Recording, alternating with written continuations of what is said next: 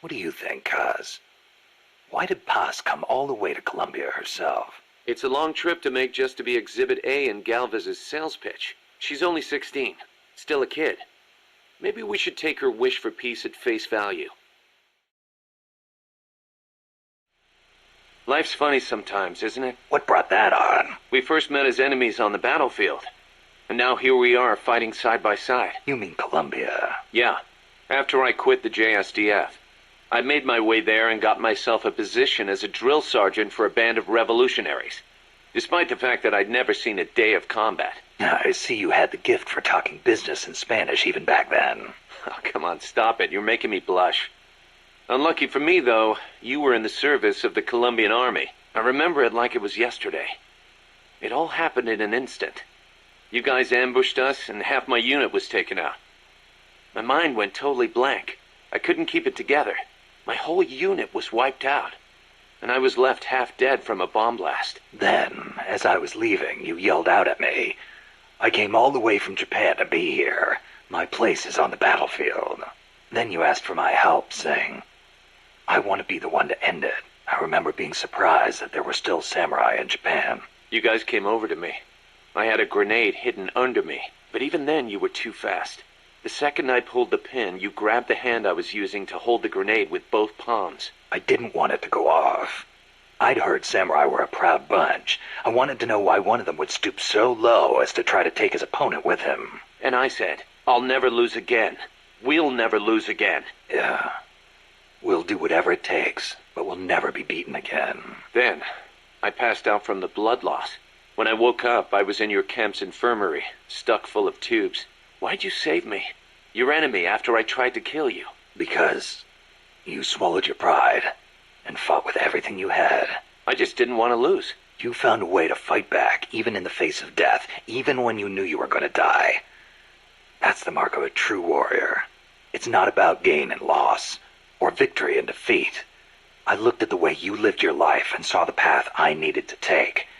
As a warrior. Wow. I never knew that. And that's why you... I realized then that the battlefield doesn't only divide people into allies and enemies. Sometimes it tells you more than just who's an ally or who's an enemy. Sometimes it helps reveal your true comrades. Like you and me, huh? That's right. And 2 years later, here we are. Still can't believe Professor Gálvez was KGB. Well, like the professor said, Moscow's hell-bent on communizing Latin America. Yeah, the Cuban intel services are all in the KGB's pocket. You don't think he's got some kind of ulterior motive? If the CIA is up to something, it's only natural that the KGB wants to know about it. But I doubt they're showing us their full hand. We'd better watch our backs. March 10th, 1945. 381,300 cluster bombs were dropped on Tokyo. Japanese houses at the time were almost all made of wood. In that single day, a third of Tokyo burned to the ground. My mom lost her family and home in that raid. She had to move to Yokosuka and live with her cousin. The B-29s kept on coming, razing other major cities throughout Japan without mercy. Then, in August, they dropped atomic bombs on Hiroshima and Nagasaki, and Japan surrendered to the United States at last. After that, Yokosuka was flooded with American soldiers come to occupy the country. My mother was still in her mid-teens, and she learned from her cousin how to survive in that town, by servicing the troops. That's how she met my father, and how I was born. My father was an officer serving with the government section of Allied GHQ under General Whitney. Whitney was known as MacArthur's shadow, and my father rode his coattails to a pretty high rank. While he was in Japan, he treated my mom like a wife. After he went back to the States, though, she never heard from him. I wasn't born until after he went back. My mom raised me as a single mother. She used the money my father left her to open a shop selling cigarettes and stuff to occupation troops. It was a decent living, but I didn't have citizenship. They're working to change the law now, but back then, if your father was unknown, you couldn't get onto the Japanese family register. And in Japan, that means you can't be Japanese. So as I watched the American soldiers around town, I said to myself, I'm a son of America, the victor. My hair and eyes were different from the skinny, downtrodden Japanese around me. I told myself I'd leave this country someday and return to my true homeland. When I was around 10 years old, my mom fell ill, pretty much leaving me to run the shop in her place. One day I found a single picture of my father in the back of a drawer in the shop. I'd show it to the American soldiers who came into the store. A few years went by before one of them told me who he was. I know him, that's Miller. I started asking other guys, do you know where Miller is now? Can anybody tell me where Colonel Miller is now? Turns out he'd left the service and was making a living as an instructor for soldiers in Virginia. It was one of his students who finally told me that. I wrote him a letter in English. I'm your son. I want to go to the United States. Day after day I waited. Then just when I was about to give up, the post office delivered my future to the door. My father sent me some money. I thought my dream was going to come true. I was only thinking of myself. So I went to my bedridden mother and convinced her to let me go. My father arranged for a car to pick me up. It was jet black. When the neighborhood kids who'd always made fun of my hair saw it, their jaws practically hit the ground. I put my mom in a hospital and went on my own to America. When I met my father for the first time, he was living alone in a big house. He told me he'd lost his son, his American son, in Vietnam. He showed me a picture of my older brother. I guess that and his divorce left my father feeling lonely, which is probably why he finally took an interest in me. He'd retired from teaching. He was stooped over, could hardly walk, but he gave me 2 things: the name Miller and money for school. I used it to learn English and then go to college. America was exhausted from years of fighting in Vietnam. They were waging war in a foreign land, while at home, people were screaming for peace. Right after I graduated, I went back to Japan, alone. My father refused to see my mom. It was the first time I'd seen her in years, and she wouldn't even look at me. At first, I thought she was mad at me, but that wasn't it. Disease had taken her mind. A disease she got while she was young and desperate. She didn't even know who I was. I said, "Mom, it's me, Kazuhira." As I spoke, the sound of my own voice rang in my ears. Kazuhira, the name my mom gave me. It means peace in Japanese. I was Japanese. At least, I was the son of this tiny Japanese woman. It was then, for the first time, that I understood the reason, the emotion that inspired my mother to give me that name. She'd watched her hometown and family go up in flames. Her body and her mind were ravaged by war. And yet she chose to have a child named Peace, with a man who was once her enemy. Japan lost the war. But what good is war as a measure of a country? Since the war and up until the oil shock last year, Japan's economy has grown every single year. It's on its way to becoming a stronger country than ever. I stayed in Japan and joined the JSDF. I was 22 at the time. I did it to pay our bills. But it wasn't just that. I could have found work anywhere, and I knew it. And still, I couldn't think of anything else to do with myself. 2 years later, I didn't have to worry about Mom's hospital bills anymore. I left the JSDF and went back to the States. My father was already dead and buried. I was told he'd shot himself in the head. America crushed Japan, but it also crushed my father. My American dream was over. After that, I drifted around and, well, you know the rest. GHQ made women like my mother. It made Japan's peace constitution and the JSDF. And it made me. I was spawned by war, but I don't want to die in one. I won't die for a country, and I won't live like a pauper. I won't have my fate decided by some family register. So as long as I stick with you, boss, I've got a good feeling none of that will happen. How could Paz... We were going to start a band together. She was posing as a KGB agent, too. She must have put on the act to get close to Gálvez. Wonder how much Coleman knew. But the whole time she was working for some organization called Cipher. Huh. Cipher. Ring any bells, Kaz? Cipher. It means code, or 0 in Arabic numerals. 0. Does that mean something to you? Not sure. You know, Cipher and Zero were basically the same word. It's a linguistic redundancy. The word stems from the Sanskrit shunya. It corresponds to the Buddhist concept of emptiness. In Buddhism, shunya means hollow. It supposedly refers to something that's swollen and empty on the inside. A big swollen emptiness. Just like outer space. Chico, I heard you saw Paz trying to sabotage Zeke before she activated.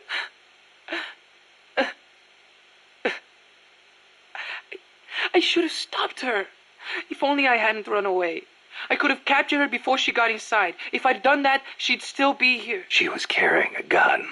Probably trained to use it too. Don't blame yourself. You couldn't have stopped her anyway. You were unarmed. I could have at least talked to her. If I'd promised not to tell anyone, Paz wouldn't have gone and done what she did.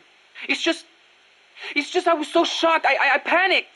Ran away. Chico, when you saw Paz, she was trying to sabotage it, right? Huh? Well, yeah. And right after that, she took control of it, trying to make me surrender. Something doesn't add up. Why would she sabotage Zeke when she was about to use it against me? What? Her actions were inconsistent. Even for a spy. If she wanted to destroy Zeke, she could have done it and run away. But if her goal was to steal Zeke, she'd have no motive to sabotage it. I don't know. Maybe your seeing her caused her to change her plan. I don't get it. As of today, I will be living here at Mother Base. Now my real trial begins. Zadornov was paying my room, board, and tuition, but he has since been captured. I told the man that with no more money from the KGB, I could no longer afford school. He bought my story, and when I said I would be willing to work, he took pity on me and let me stay. For some reason, Miller really pled my case. That was helpful, but the man is still a fool. His men are no better. They think their training makes them strong, but that kind of strength is nothing in the face of true power. And better yet, they wait on me hand and foot, believing I am just a schoolgirl. Looks like I won't be working too hard after all. Just today, while scouting out the living quarters, I saw a group of them in the corner of the deck making a fuss. Going over for a look, I saw they were feeding a kitten.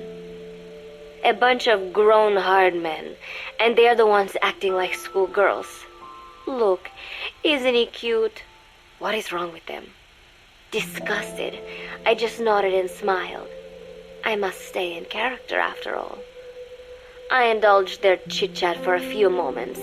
Then one of them asked me to give the thing a name. They had just taken it from its mother. I named it Nuke. I improvised some nonsense about how our compassion for living things can help prevent wars. The men gave me a little fish. I held it out in my palm, and the kitten happily ate it up.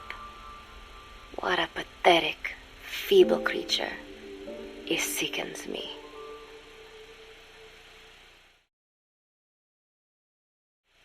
Today, Chico invited me to go fishing with the soldiers. I suppose finding one's own food does have its merit, but I prefer not to be involved in such a degrading task.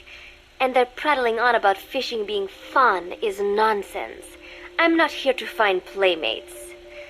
Nevertheless, distasteful as it was, I went along in order to maintain my cover. Chico thrust a fishing pole into my hands, and we went up onto the deck where several soldiers had gathered. They welcomed us warmly. With so few women aboard Mother Base, I'm treated like a princess. No one suspects I am neither a teenager nor a student. It was nice and sunny, with a gentle breeze and waves. As I cast my line and waited for a bite, the soldiers began to ask me all sorts of questions. As always, I answered according to our predefined scenario, feigning a smile.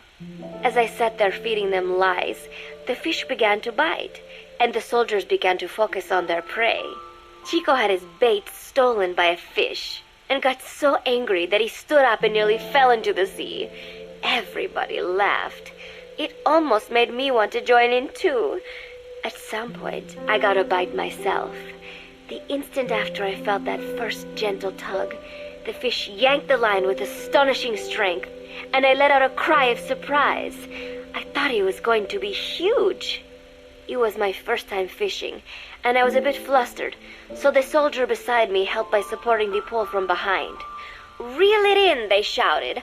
I nodded, turning the handle as fast as I could.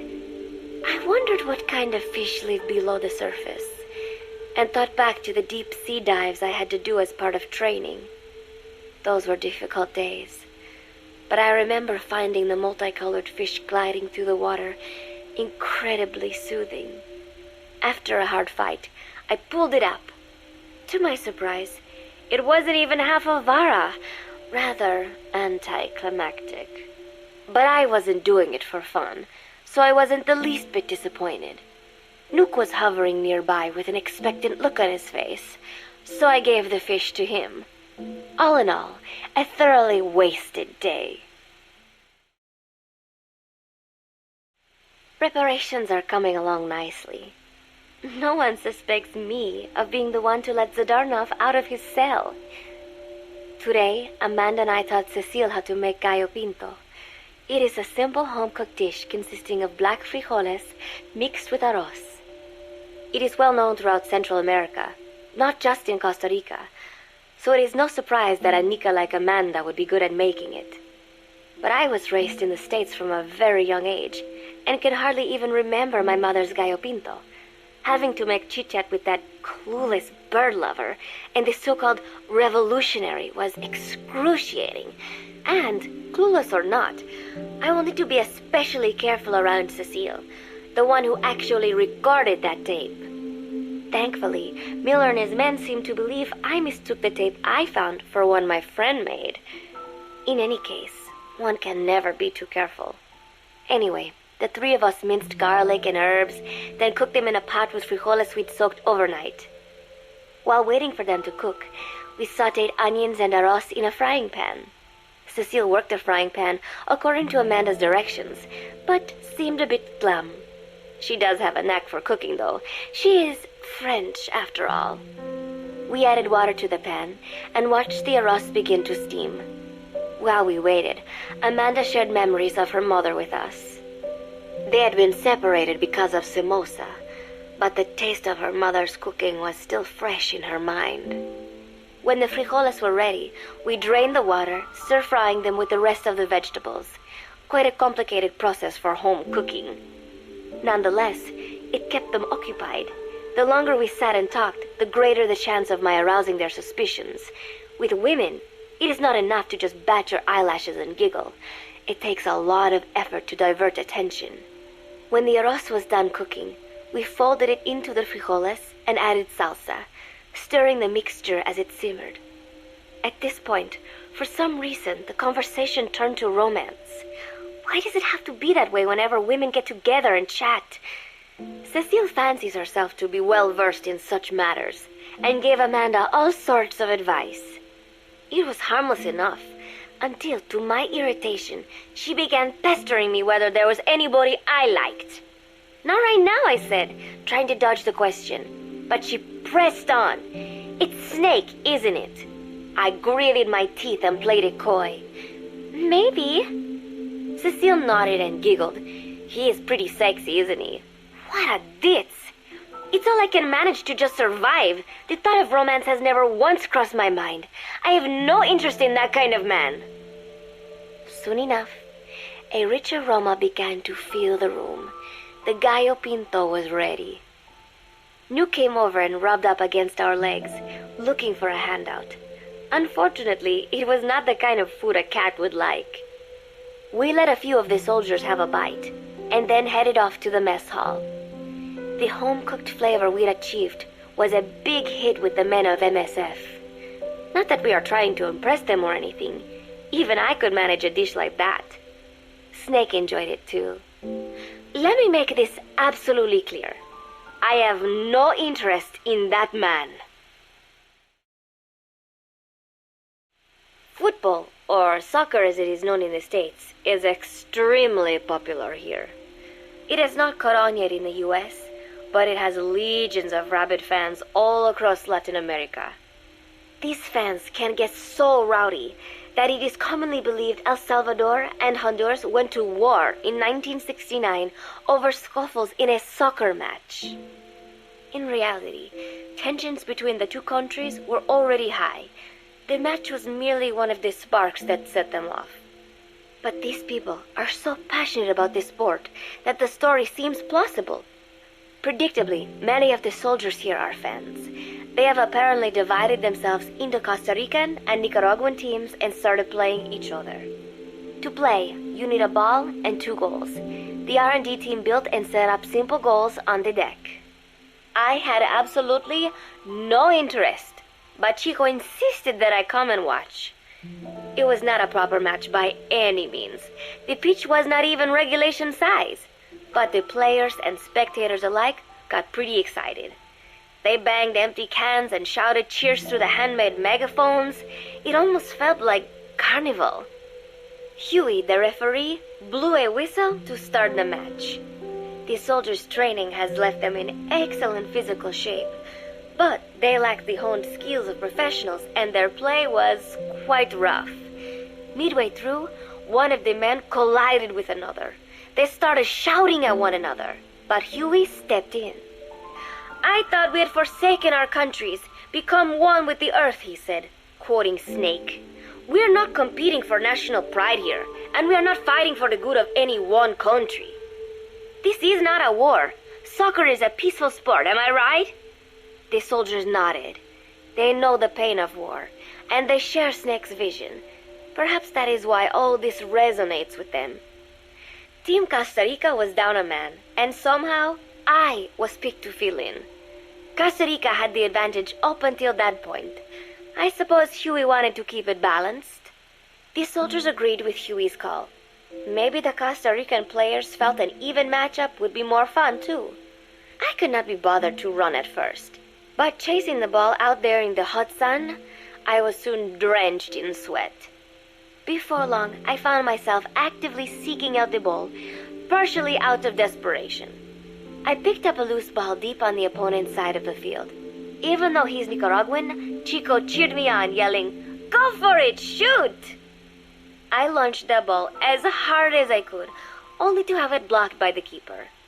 Disappointment only increased my determination. In the end, I didn't score a single goal, and Costa Rica gave up its lead. It was really close, though. We congratulated each other on a good match and sprawled out in the shade on the deck, exhausted. The ocean breeze felt so nice on my sun-soaked body.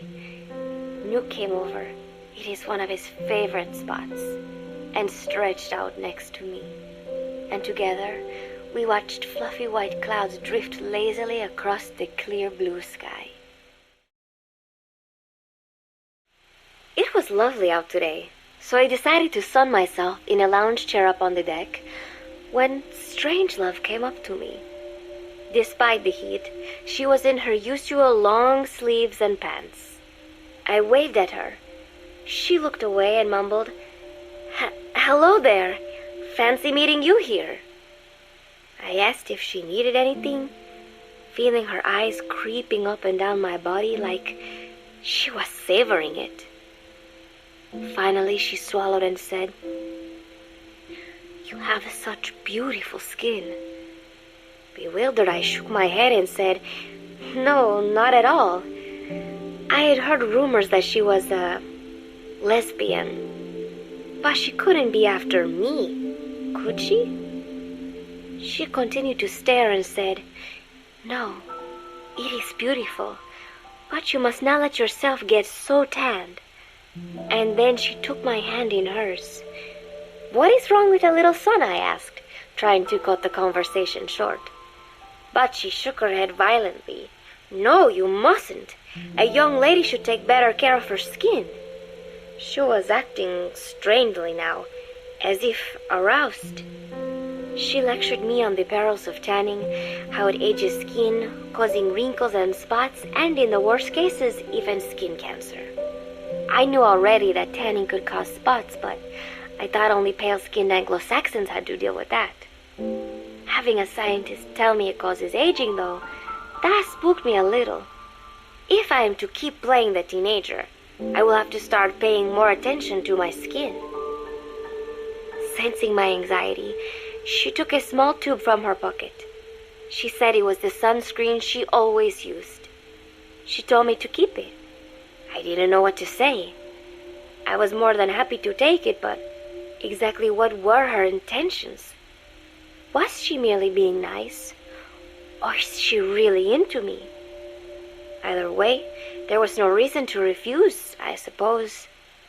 I have undergone training. An out-of-shape woman does not pose any real threat to me. Having power means not being afraid. It is the same on a global scale. A country with nukes can dictate terms to a country without them. I thanked her and took the tube. Then she offered to put some on for me. She squirted some lotion onto her fingers and began rolling it into my chest. It happened so suddenly, and I was so taken aback that I did not even think to protest. She caressed my stomach with her long white fingers, then slid them upwards between my bikini-clad breasts. What? Wait, I sputtered as her moist eyes met mine. She was beautiful. Somehow, I found myself captivated by this woman more than 10 years my elder. Hold still, she whispered in my ear. I nodded silently, unable to refuse. My body went limp, motionless, as if in a trance. Gently, carefully, she rubbed the lotion all over my entire body. I shouldn't have enjoyed it, and yet I could not help myself. For a moment, I was spellbound. That woman is dangerous. I had better watch myself. Protecting one's health is an important part of any agent's job. But despite my best efforts, I have caught a cold. Now that I think about it, Mother Base's numbers are on the rise, with soldiers coming from all different places and backgrounds. It is no wonder, then, that sooner or later someone would bring in a virus. That said, what I have got is just a common cold. The medical team said I'd need a few days rest, so I've been restricted to my room and put on bed rest. I thought I'd gotten used to not having anyone around to relate to, but at times like these, being alone is just miserable. All I could do is lay there and stroke Nuke's back, trying to take my mind off how bad I felt. Nuke just sat there, not making a sound. But I did have visitors. Amanda and Chico, Huey, Cecile, Miller, and a few of the soldiers I've become relatively close to. Amanda made me a soup with herbs she said were good for a cold. Miller told me to take it easy. I will sing you a lullaby, he said, then broke out a guitar and sang some incomprehensible song in Japanese. I did not need to understand the lyrics to know he is an awful singer. Then he said, "You know what is good for a cold? Suppositories. Here, I'll show you." He began to take off his pants, so I threw my tissue box at him to make him go away. Then Strangelove showed up, saying she had some miracle Indian cure. "It has got eucalyptus extract," she said. "It works best if you rub it into your chest." And then she tried to take off my nightshirt. I whacked her with my pillow, and I got rid of her. Chico brought me a little flower in a cup. It had been growing in a little bit of earth that probably found its way on board stuck to something else. "I found this on the deck. Here, you can have it." He tried to act nonchalant, but I am pretty sure he's got a crush on me. None of them understand. If they thought these little visits would cheer me up, they were wrong. Tonight, Snake himself came to my room. Like the rest, he believes I am just a schoolgirl and treats me as such. "Why did you abandon your country?" I asked him. "Why create the MSF?"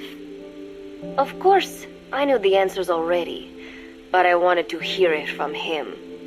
As I had imagined, he was not exactly forthcoming. All he would say is that his country abandoned him because all he could do was fight. And that is why he needed the MSF, because that is all he is any good for. Then he said, "Fighting is the only thing I understand, but that does not mean I have got a grudge against those who believe in peace. I am not one of them, and I do not believe in peace. Conflict is in man's nature. We fight our enemies in order to survive. Maybe we are not so different after all, he and I. But that is exactly why I'm going to have to kill him, or else he will have to kill me. When I stop and think about this wretched existence, being killed by a man like that suddenly does not seem like such a bad thing." Every month, Mother Base throws a party for all the soldiers whose birthdays fall in that month. There is something strange about a military organization having parties. Really though, it is just an excuse to drink and make noise.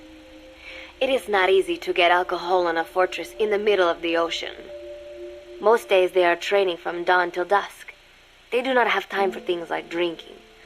That is why Snake and Miller came up with the idea to give everyone a chance to let loose. Obviously, a bunch of boors like that are not going to bother with blowing out candles on a cake. Rather, they sit there in a cloud of cigarette smoke, drink beer, eat meat, tell tasteless jokes, and swap crude insults about one another's hometowns. But it hardly ever breaks out into something serious. They talk up a storm, but they're just having fun. It is funny. You have got members of FSLN rubbing shoulders with the UCLAs, people who once would have considered the other mortal enemies. I wonder if that is what makes Big Boss so popular. In leaving their countries behind, they leave their hatred for other countries too. Miller seemed a little protective of me. "Hope they're not being too crude," he said. But soon enough, he too was drunk. He yelled, "Come here and take a look at the real Kazuhira Miller," then dropped his pants and mooned everybody. The other soldiers burst out laughing. I have never seen such a crude, ridiculous party before. And yet, all these people, laughing and acting the fool. Is this what they call peace? For some reason, I began to think about all that has happened since I came here. Fishing with Chico, cooking with Amanda and Cecile, playing soccer, having visitors when I caught a cold. When I stop and think about it, my time here has been the most peaceful of my life. But that is about to end. I cannot imagine he will be willing to negotiate. It seems I am to fight the legendary Big Boss. I do not know if I'll be able to beat him, but if I have to choose between death and defying Cipher, I will gladly choose death. The thought of dying does not scare me, but if I disobey my orders, the fear and despair awaiting me will be far worse than anything I can imagine. It was Cipher who took me in as an orphan, gave me food and a place to live. His orders may have been unreasonable, but I will never repay my debt entirely. It seems I have no choice. I must fight this man. I must fight Snake. Do you know Miller, Snake's right-hand man? Apparently has got at least one serious weakness. He is an insatiable womanizer. He does not bother me, most likely because he considers teenagers off limits. But he has hit on every single one of the few female soldiers here at Mother Base. They ought to be telling him where to stick it, but end up falling for it so easily. I think some of it stems from the fact that he is actually not that bad looking. Anyway, today, that nasty habit got him in trouble. He and Snake got into one of their rare fights, and I was there to see it. They burst out of the showers completely naked, trading punches. I am no child. The sight of a naked man does not make me blush. But this was something else. "Maybe this'll teach you," Snake yelled as he slammed his fists into Miller's chest. I heard later that apparently he had been two-timing someone, and that same someone had gone to Snake with her troubles. As I see it, it is her own fault for letting herself be deceived like that. If she is too dumb to see through Miller's lies, then she got what she deserved. But this was not the first time it had happened, or the second. and Snake read Miller the riot act. Miller argued back, and what began as a shouting match turned into a fist fight. "You son of a bitch," Miller yelled as he swung. "Not bad," said Snake, smiling, "but not good enough." And then he was back on the offensive. They had already been at it pretty hard in the showers, and their bodies were covered with bruises. Both of these men had been trained for war, their bodies deadly weapons. They were each bleeding from a dozen places. All this from a fist fight. Even so, it was far less gruesome than if they had given it their all. It was obvious that one of them would be dead were they fighting for real. Miller took another swing, yelling, "Try this then!" Snake parried, then responded in kind, but I could tell he was not aiming for anything vital. "You are one tough bastard, boss," Miller muttered. A smile crept across his face as he caught his breath. And then they went right on fighting. Blood and sweat flew off their glistening bodies. It was combat without hatred or hostile intent. I had never seen violence like this before. And yet, it was more than just a friendly tussle. They were utilizing every technique they knew. It was not a sporting match. They were not playing by the rules. How could they keep this up? At last the two men tired themselves out, and the bizarre scene came to an end. They looked at each other's battered bodies, and then burst out laughing, embracing and congratulating each other on a good fight. It all seemed so idiotic. I still cannot fathom such behavior. But somehow, I got the sense that for all his womanizing, Miller really only trusted one person, and that was Snake. There was no way I could ever come between the two of them. And at that thought, I began to feel as if I had lost. Development on the bipedal weapon is now complete. They call it Metal Gear Zeke. It stands there like some sort of mystical guardian. The soldiers gaze on it with pride and reverence. Big Boss has elected to arm it with a nuclear weapon. As an army without a nation, they seem to feel the need for a deterrent against whatever the world might pit against them. It is a dangerous gambit. Why do such a thing? Their nuclear strategy differs from the Americans and the Soviet Union. The superpowers deter attack by revealing their nuclear arsenals to one another. Snake and his men know that if they were to go public with this, the whole world would unite against them. Business would dry up overnight. So they do not plan on revealing the nuke until necessary. This ace-in-the-hole approach is their idea of a nuclear strategy. Wielding a deterrent, all the while unable to reveal its existence. I wonder if Snake sees how vulnerable this makes them.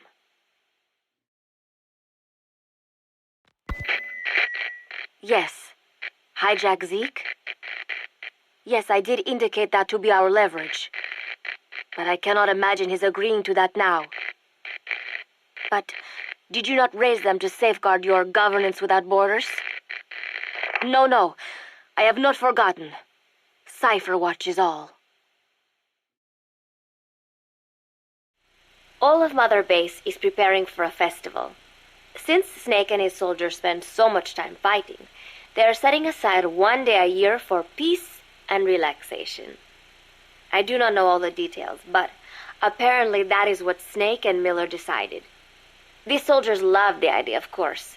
There is so little fun to be had here that everybody looks forward to events like these. That is all well and good, but somehow I got roped into getting on stage. Come on, we even both have peace in our name, said Miller. And Zadarnov, that old Ruski's name, has something to do with peace too, right? Hey, as long as we're having a day of peace, we ought to get an act together. The Three-Piece Band. I thought he was joking. He then proceeded to share his idea without bothering to check with me. And now, I am slated to sing. Apparently, he had heard me on the deck one day, and since then he's wanted to form a band. Everybody's looking forward to it, so there is no way for me to back out now. I have never done anything like this, but it does feel kind of nice to know that people are looking forward to it. I mean, it cannot be any worse than Miller's singing. but modifications to Zeke are already finalized, and I must complete my mission. Betray Cipher now, and I will face a fate far worse than death. Still, there's no need to put things in motion just yet. What difference would it make to just wait a little while longer? A whole day of peace. The mission can wait until after that. Can it not? I know I am only delaying the inevitable. When the day comes, one of us will have to die. Snake or me. But still, if I could just come up with some way to stall Cipher, at least until our day of peace. When did I start having thoughts like this?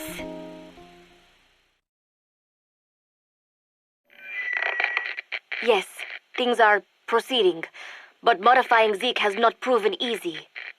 I'm using Zadornov to buy some time. No, I have not forgotten what you said. However, well, forgive me for asking, but this is you I am speaking to, isn't it, Cipher? I will fight Big Boss. The world must be ruled by a single will. To defy Cipher is a fate worse than death.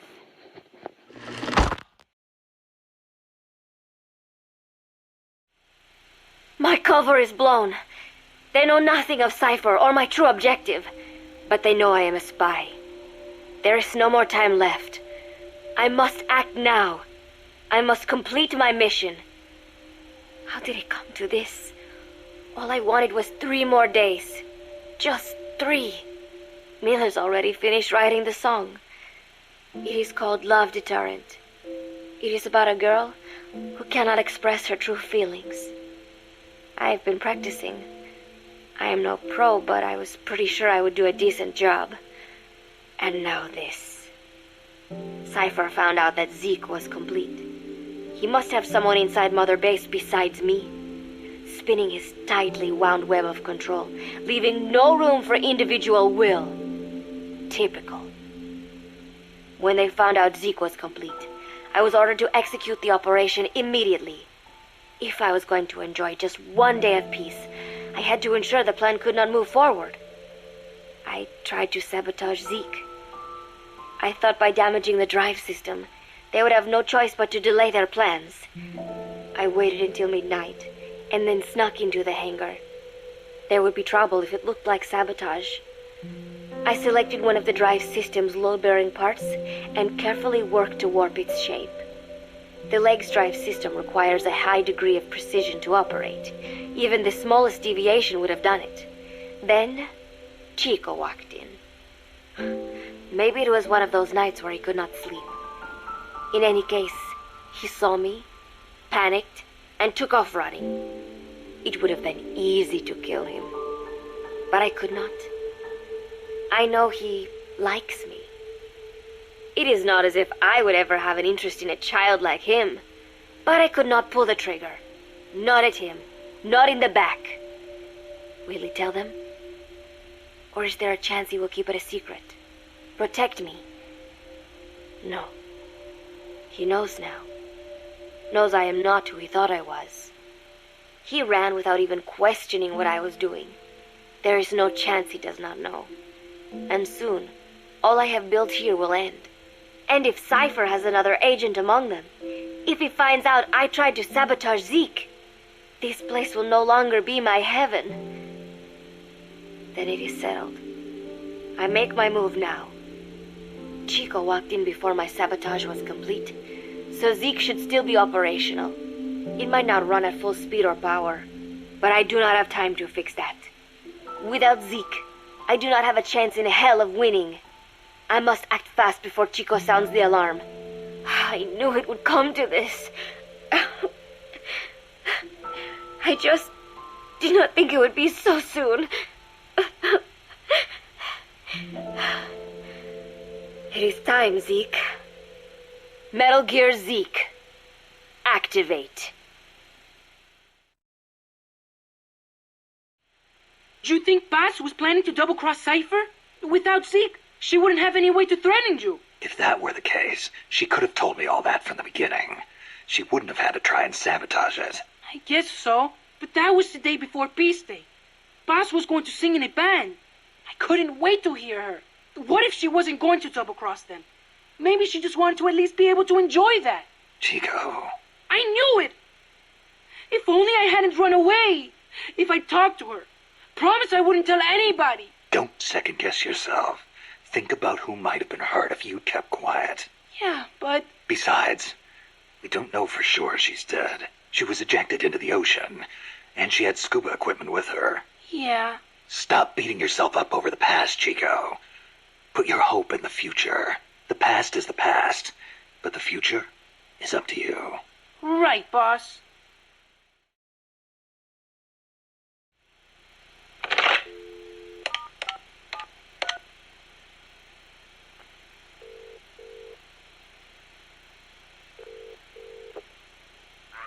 It's me.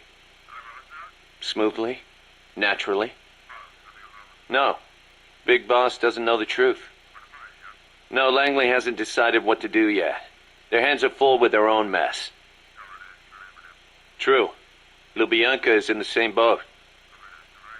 Yes. Other eyes continue to watch, but no sign of contact so far. Exactly. It's a non-state army to use however they want. They've probably decided there's no sense in wiping them out just yet. Better to make use of them. Indeed they have. There's a site near Angola.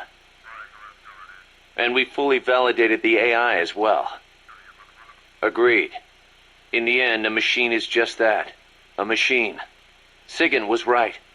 It seems it's time for a change in approach. Machines are best suited to specialize in high-level data processing. Yes, of course. Speaking of which, any news on the Suns? 2. Already? Really? But they're strictly an insurance policy, yes? So that's the idea. I wonder how Big Boss will respond. Yes, but I'm only interested in the business angle. Like I said before, I'm neither an enemy nor an ally. I'm merely a business partner. Don't forget it. Yes, I'll be in touch. My dear Zero.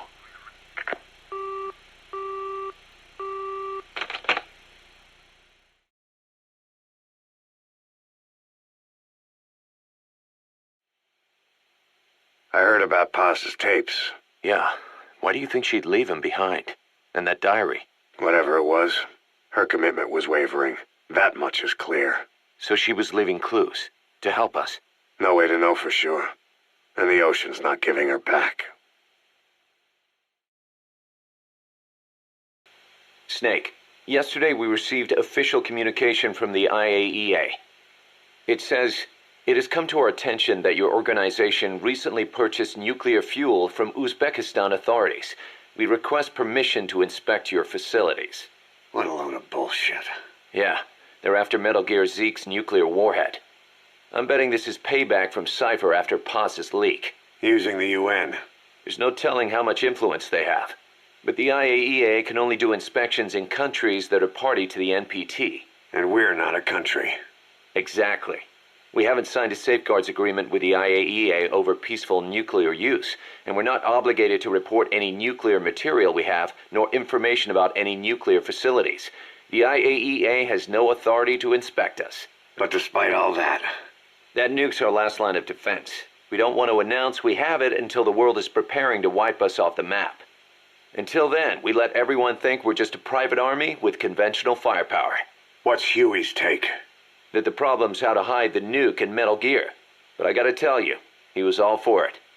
I see. But there's no way we can have the IAEA poking around here. So what do we do? Ignore them?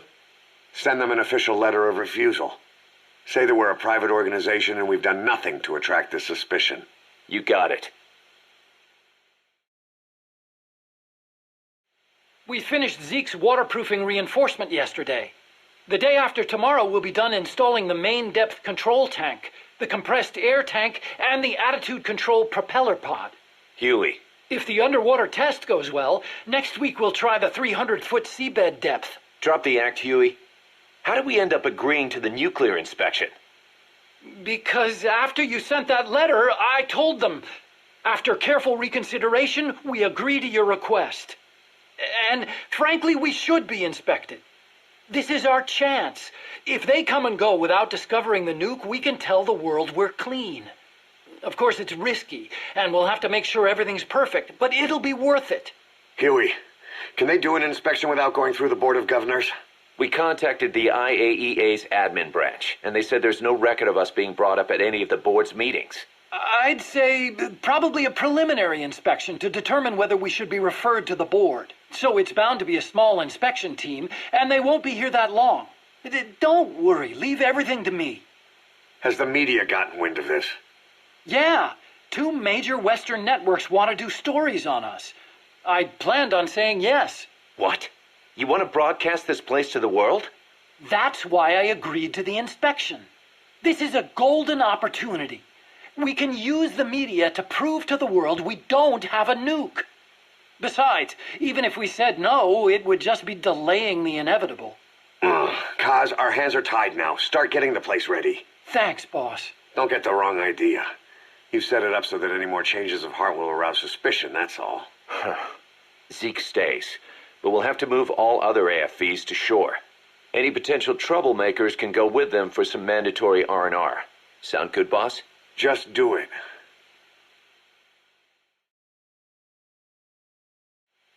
About the inspection, what do we tell the men? The truth. What else? The one thing we don't need to worry about is anyone here spilling the beans about Zeke. Good point. What about the Sandinistas? There's still quite a few of them left on the base. I hate to say it, but it won't look good having Soviet bloc personnel here. The problem is, moving a group that size in a hurry would look even worse. At least Amanda's on assignment in Cuba. They'd recognize her. She should stay put for now. All civilians save Huey will have to return to their countries. Even your Parisian? Of course. We'll get her whatever paper she needs. Dr. Strangelove's departure came at a perfect time. The less Zeke-related staff here, the better. Wait, she left? That's right. You were away on a mission. She left last week. There's nothing cooking in AI weapons research, and Zeke is complete. There was really no reason for her to hang around. I'm surprised Huey let her go that easy. Yeah, his crush on Strangelove was never much of a secret, huh? He followed her everywhere while Zeke was in development. Boy, would she get pissed. But he does have a lot on his mind right now. I've got bigger issues to deal with.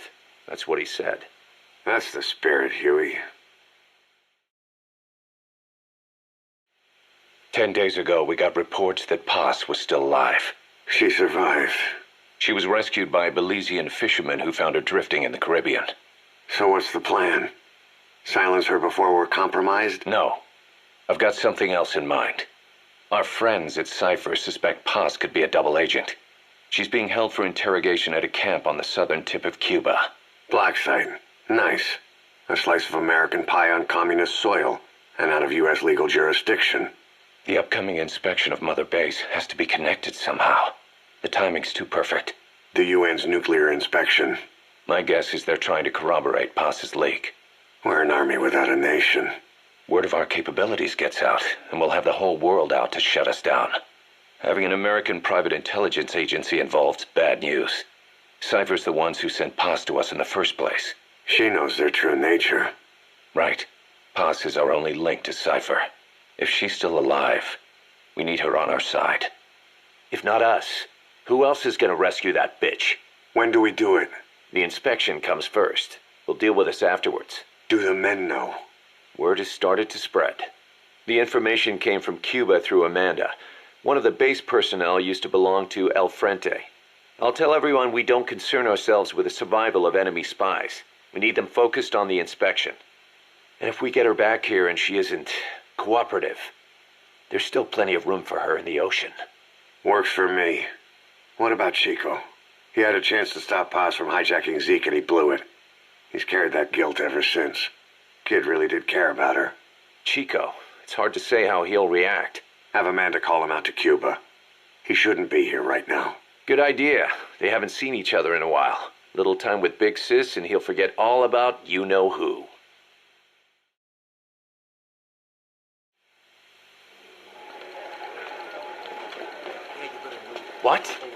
Still no sign of Chico? What's going on? It's Amanda in Cuba. Our resupply package arrived, but Chico wasn't with it. Relax, Amanda. I'm sure he's just exploring Havana or something. First time in the big city. Could have gotten carried away. Cass, wait. The boat Chico was on, did it stop anywhere before it got to Havana? Yeah, it had to refuel at Santiago de Cuba. You don't think... Oh, shit. You gotta be kidding me. He does this now? It's 60 miles from Santiago to the prison camp. Chico used to cross the mountains with the older Sandinistas like it was nothing. He'll make that in 3 days. Still, even if he does find his way there... You know how reckless he can be. Chico thinks we've abandoned Paz. That's why he's doing this. We'll start by having the intel detachment in Cuba look for him. We can't let him be captured.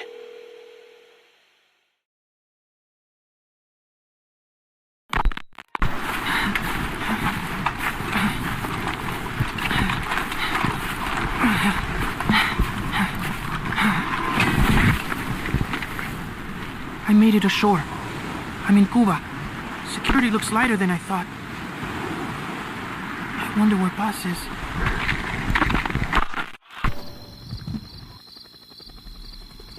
East dark, but there are soldiers everywhere. Lots of choppers coming and going. Those lights are so bright. Time to get moving.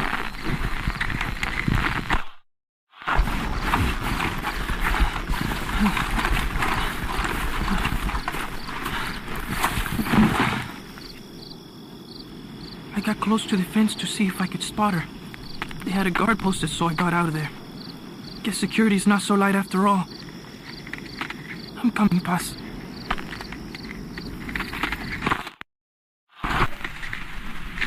I'm okay. I'm okay.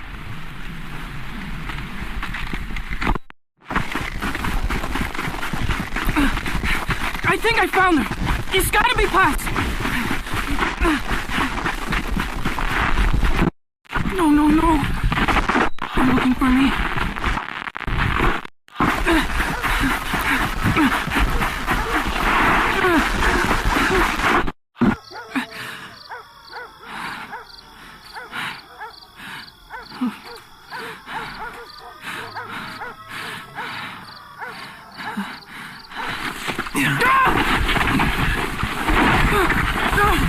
Quit that struggle. Got him secured. It's a kid.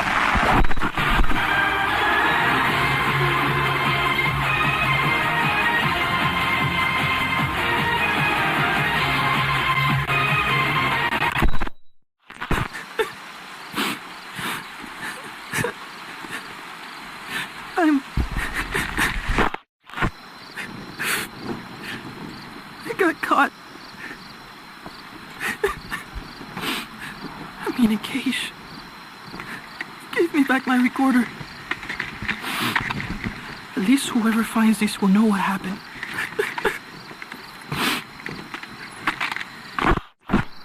They're holding others here too. Still no sign of Paz.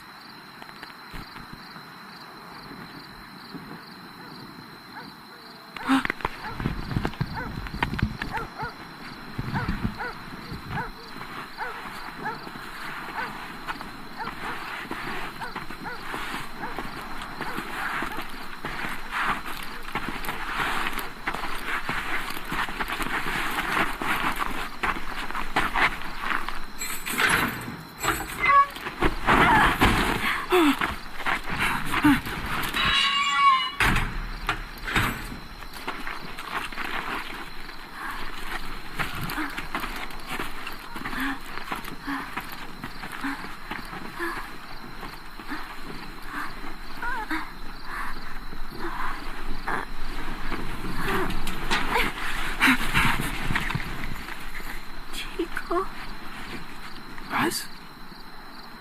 Chico.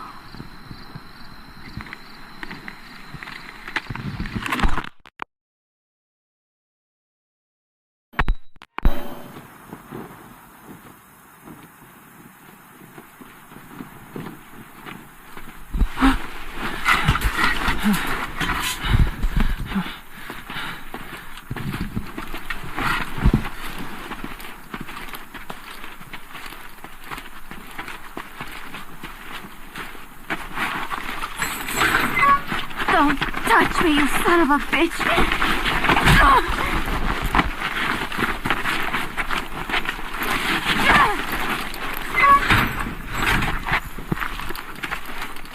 Paz!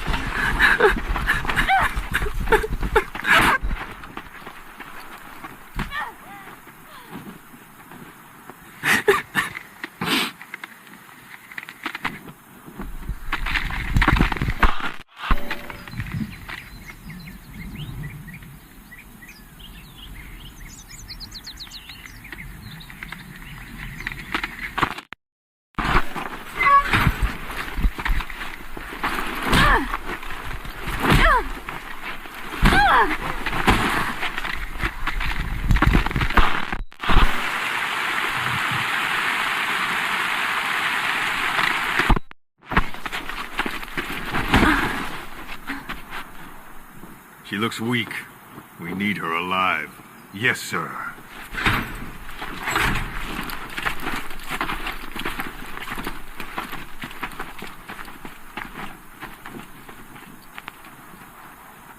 Paz. Huh? You're back early today. Early? And the sun is still up. See? Yeah. Chico, Yes? let us not do this, okay? Huh? I do not think I want to talk to you. But I came here to... Just quiet. Or I'll scream. What the... I don't get it.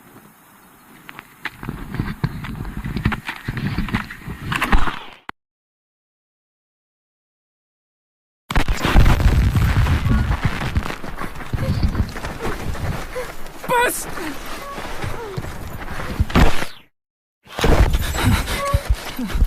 On your feet. Okay.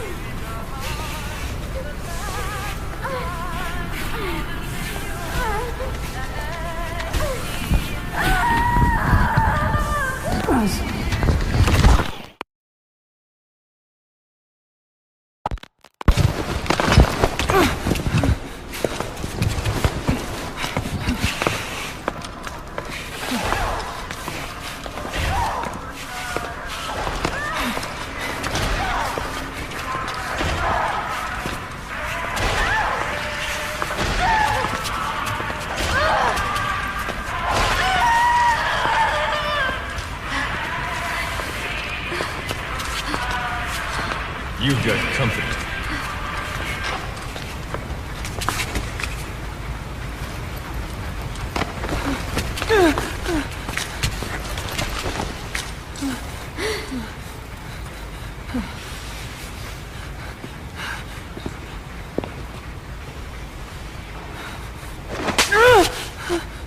Does it hurt?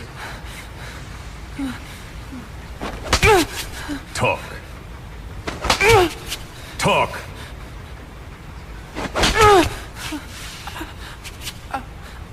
You can speak, can't you?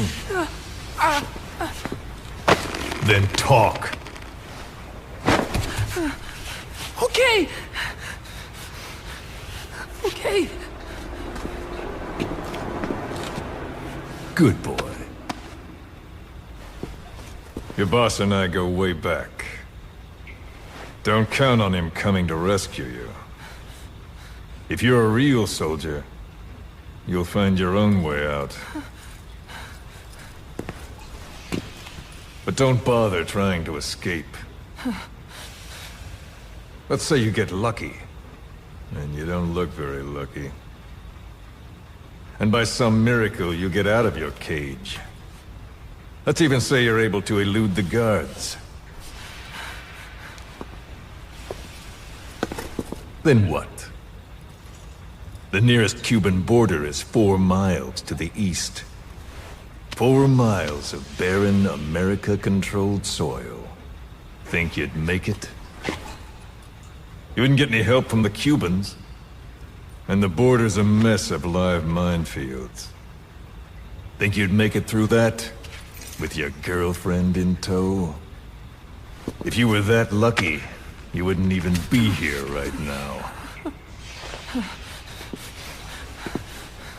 But don't lose hope. There's another way out, for both you and the girl. This way is much simpler.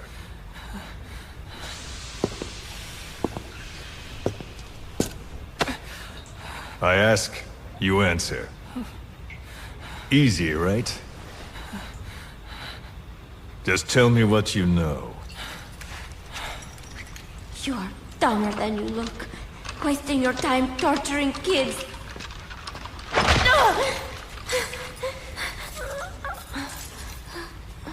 Tell me about your base. Chico. Well? Chico! Hit me!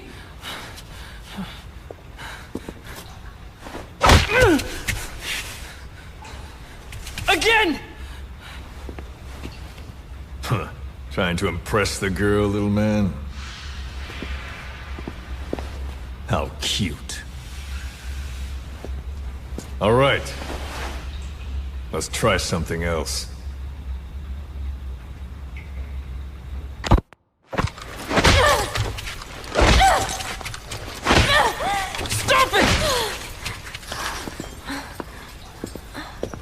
She'll get what she deserves. We were comrades once. But she betrayed us. Deception and deceit. What better proof she's a real woman? Show him. Do you realize what you're doing? Cipher is watching. Let go of me! You will be next. Your hideous face will...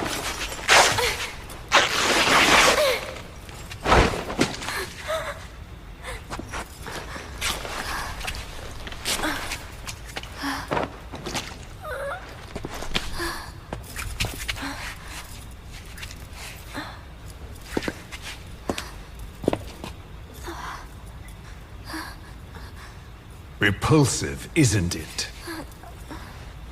Look. Look carefully.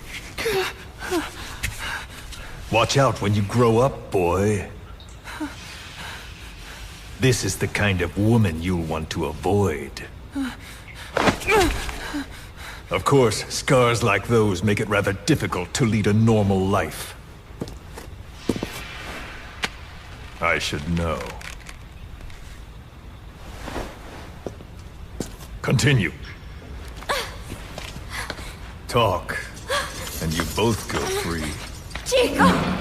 No! Don't! Only you can stop this. Don't talk! Chico! Please! No!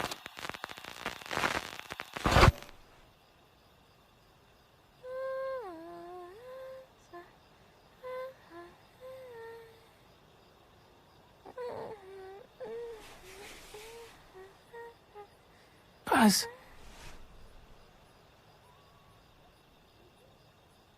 Why?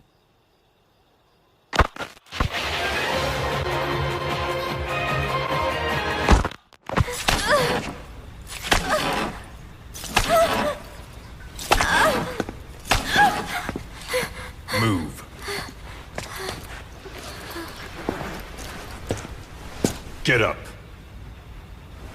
Huh? You heard me.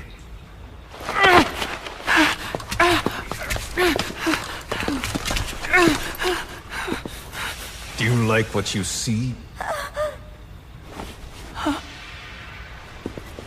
I said, do you like what you see? It's like fruit. Does she look sweet or sour? A man has to know these things. Time for a taste test. Either you take her now, or you're strung up next. Don't worry, Chico. No. No. It's okay.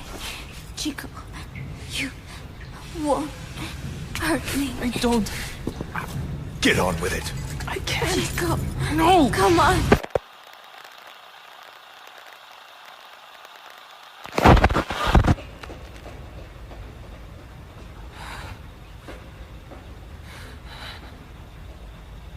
Out at sea?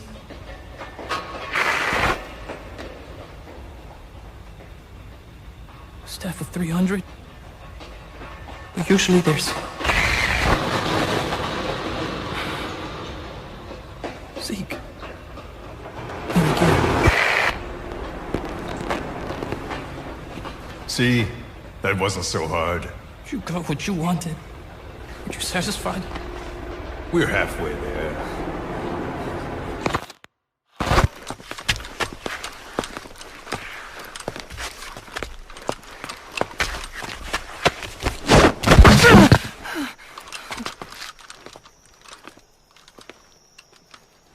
Chico?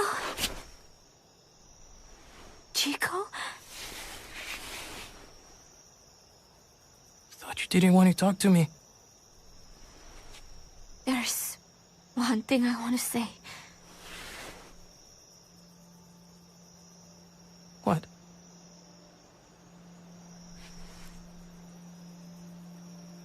I missed you, Chico.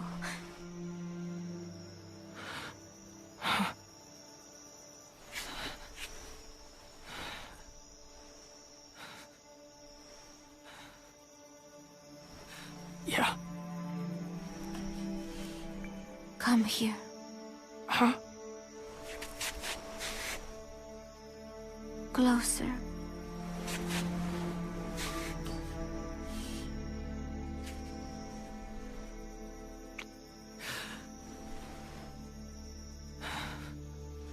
No. Sorry. Enough already.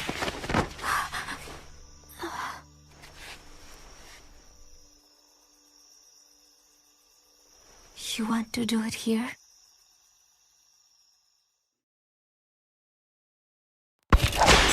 Come on, Paz, talk! Please, Paz, I'm doing this for you! Coward! How can you say that? Traitor! Don't make me mad! You're only making things worse!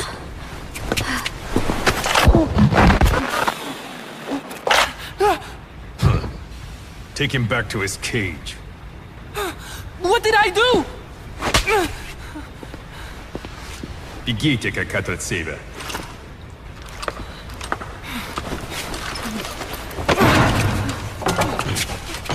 Give it back! Give it back! Enough. She's no good to us dead.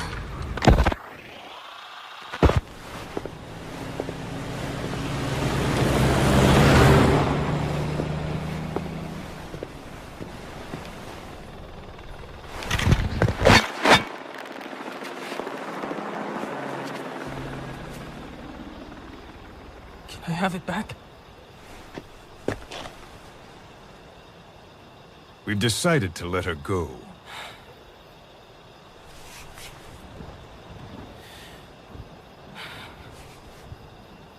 So... she talked told her she should have just gotten it over with. She's going back to your boss. But only her. Huh? Those were the terms. She said to leave you here. I suppose she doesn't much care for you anymore. That bitch. Now, you've got quite a problem on your hands. When she gets back, what will she say? That you talked? Sold out your comrades? Your family? You're finished. You mean I can't go home? There's very little I can do for you. And I still have need of your services. Huh? You're going to call your boss for help. We'll make a recording, play it across public frequency bands. To bring him here?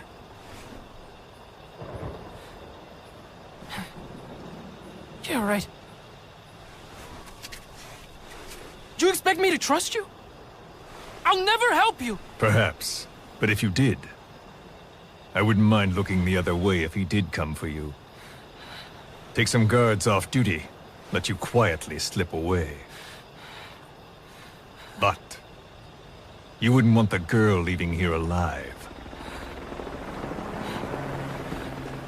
She'd have to be eliminated before he came. There's no other way. I'll leave you to think it over. Chico, growing up means choosing how you're going to live your life.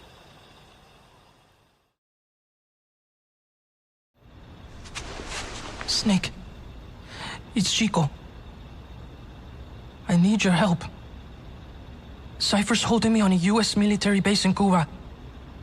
Paz is here too. We're at the prison area on the coast. There are some cages to the east of a big building. East an old, grassy facility. That's where we are. Help me, Snake.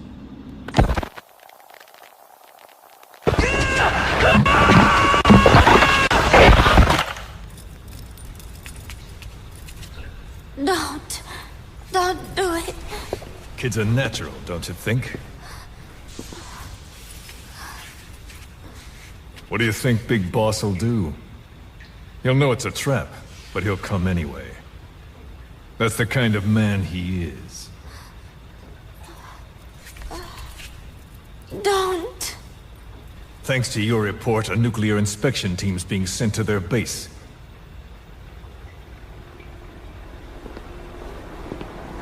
The scientist was our way in. It all ends soon, exactly as I've planned. All thanks to you. Cipher would never... Yes, Cipher will surely mourn his death. I'll have no choice but to distance myself from the group. And then they'll eliminate you. No one will be left. Think about that. Big Boss or Cipher. You can only save one.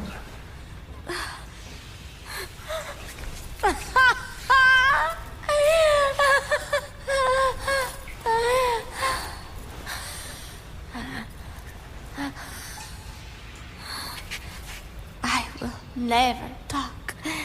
I don't expect you to believe me. The question is, which of the two would you like to give a shot at survival? What I would like is to kill you. The feeling is mutual. But we are secret agents. Restraint is a virtue.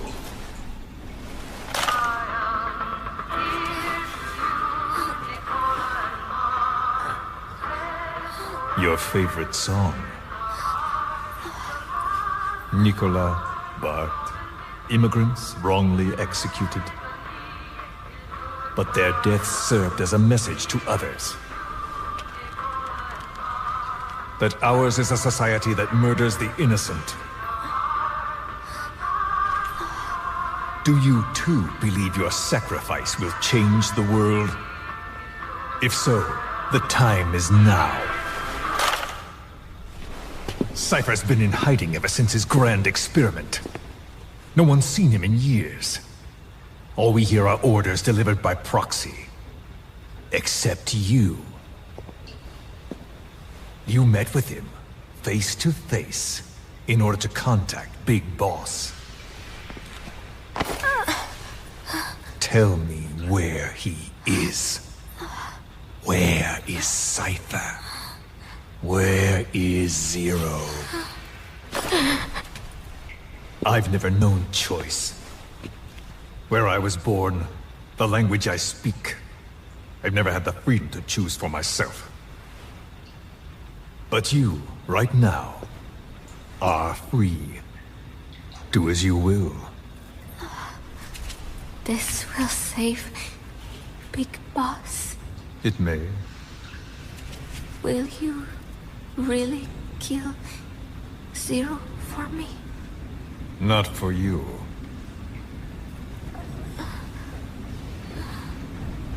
All right. Zero is...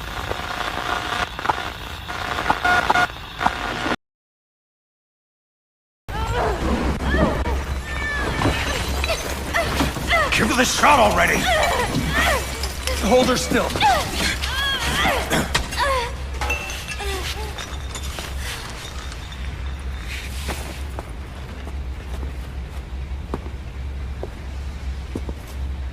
Prep the package.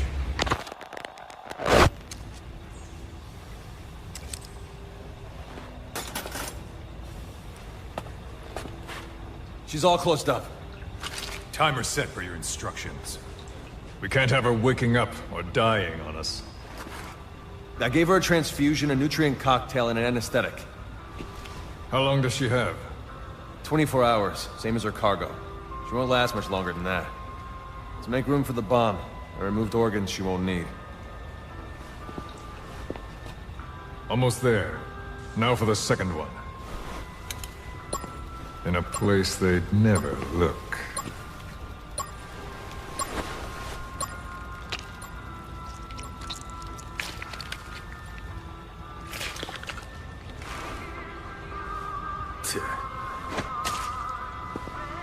Hang her up.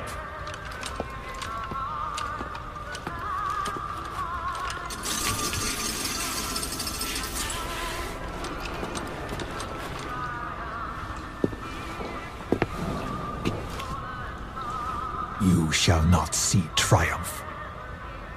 You've been most helpful, and I have one last use for you. To you I give a magnificent end. But an end, nonetheless. The final moment is yours.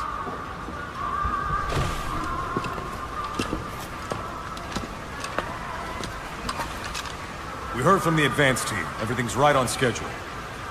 The C4 has been planted on the legs. Strike team and decoy team are in position. And we have confirmation that Big Boss's chopper is lifted off. A shame I won't see him. But at least I'll get a look at his body. Time for us to move out too.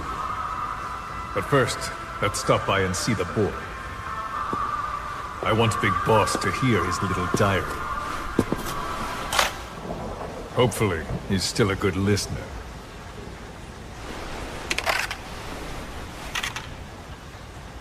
Give this to the boy as a reward, and a memento. Make copies. Yes, sir.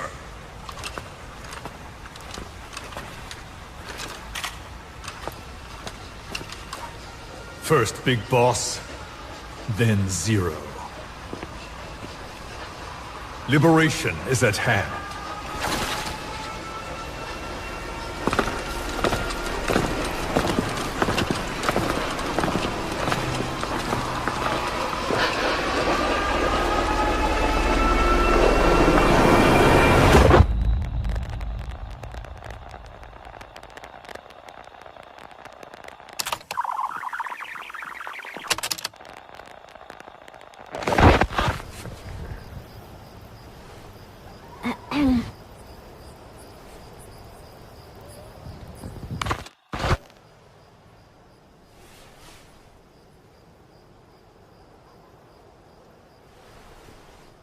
Chico, I am borrowing your recorder. I hope you do not mind. I know it hurts right now, but it will all be over soon. Just thinking that helps keep the pain away. Chico, I would do anything to get you out of here. It is funny.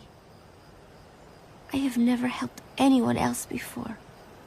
Only Cipher. That is the truth. I never imagined you would come for me. I was not very nice at first, I know. But I did not mean it. I was afraid they would try to use you somehow. But to be honest, having you with me here put my mind at ease. I hope that does not sound selfish. I thought I would never make it. But together, I think we can.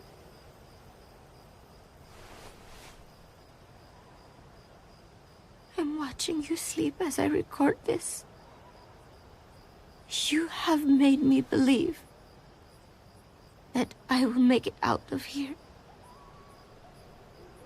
And that no matter what happens, it will not be the end for me. Thank you, Chico.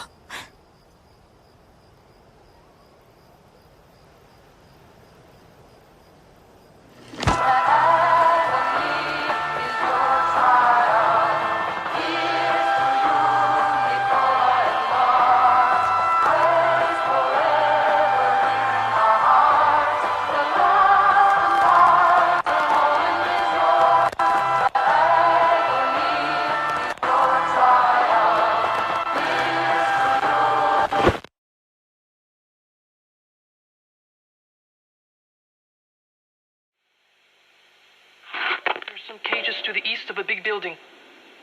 East an old grassy facility. That's where we are. Help me, Snake. It's a setup.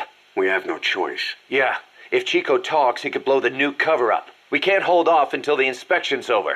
When can we be ready? It'll take at least 16 hours to confirm the flight path and prep a bird. The intel unit has started reconning the area. Sounds like I'll have to miss the inspection. Boss, we'll just have to send someone else to get them out. No. I'll go. Yeah, Chico and Paz would only take orders from you anyway. And we can't go taking on those Marines at the base head on. It's gotta be off the radar, and it's gotta be you. Hold down the fort, Cos.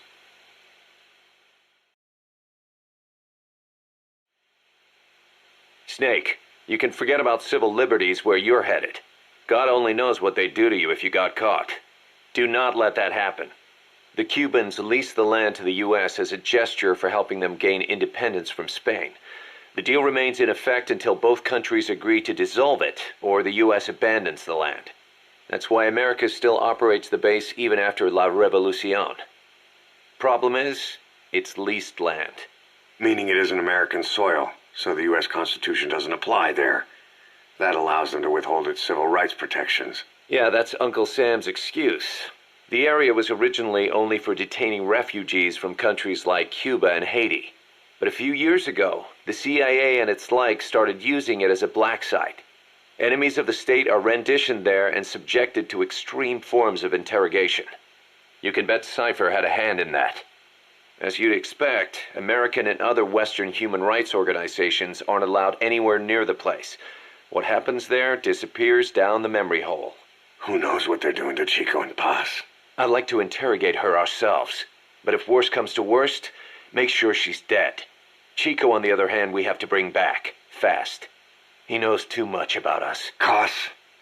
The area is surrounded by mines placed by both the U.S. and Cuba, making escape on foot impossible. You're heading into the lion's den, Snake. Don't take this one lightly. Come back in one piece. Yeah.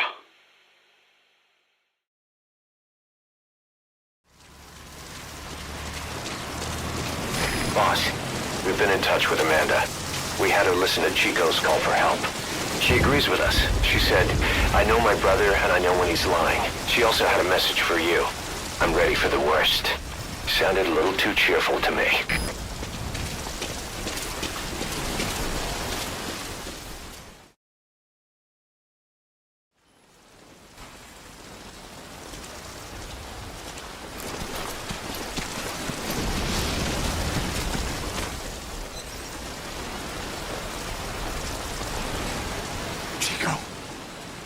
Chico.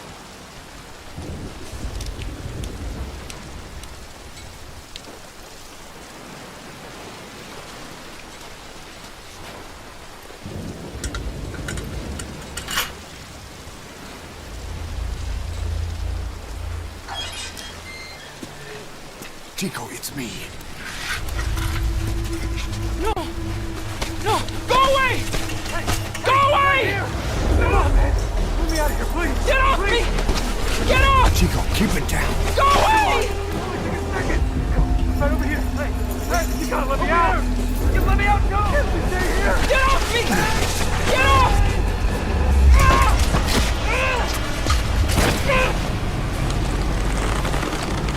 Chico, calm down. Calm down. Don't fight it.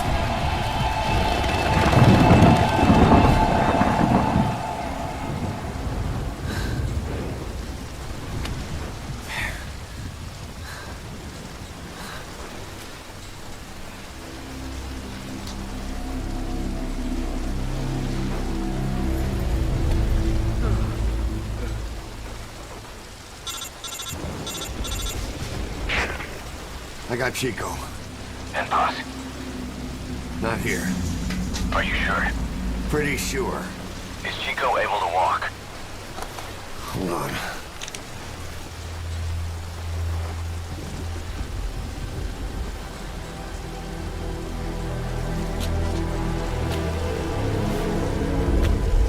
Not gonna happen.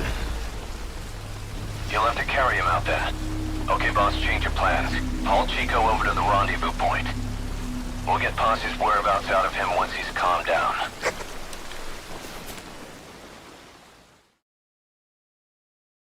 I wish I was dead.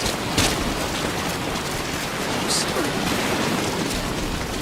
I'm sorry. I'm so Great. sorry. You reached the RV. Put the target down for a minute. How's he doing?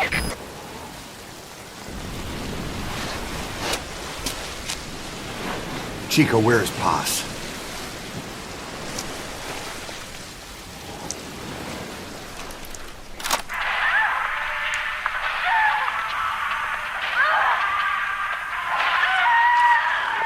She's dead. When was this recorded? She's dead.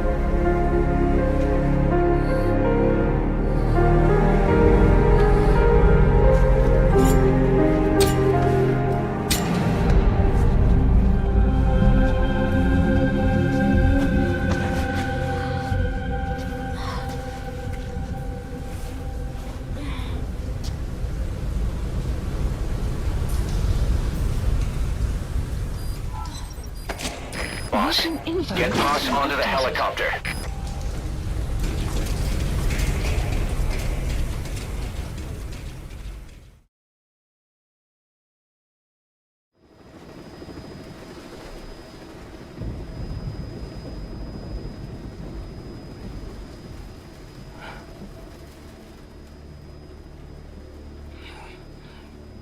Snake. Snake! Medic!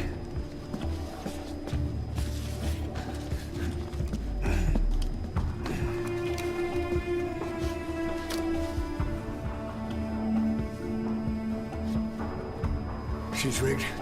Damn it, we were set up! We gotta get it out. No time for anesthetic. We have to open her now. Hold her down! Hold her down!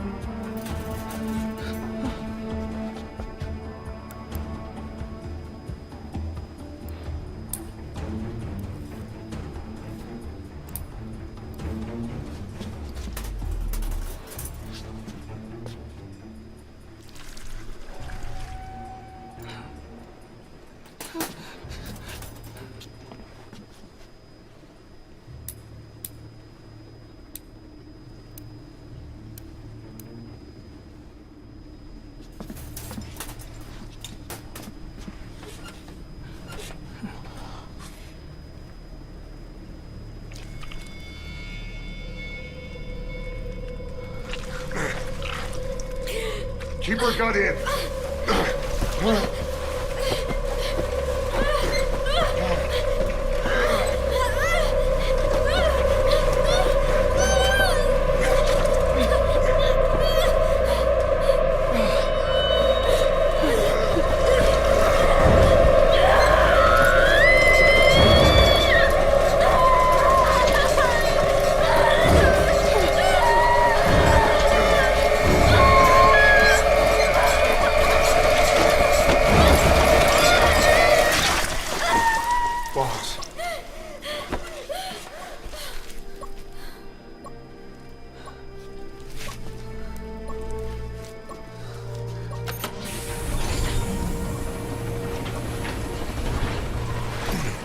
Breathing stable, no active bleeding.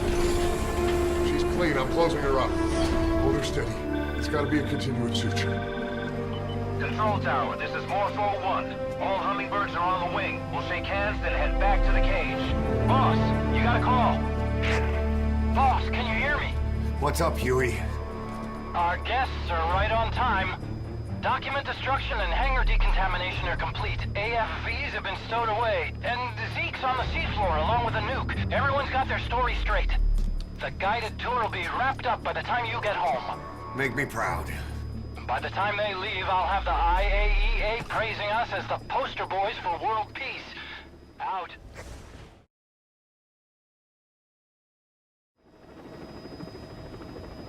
Tower, this is Morpho 1.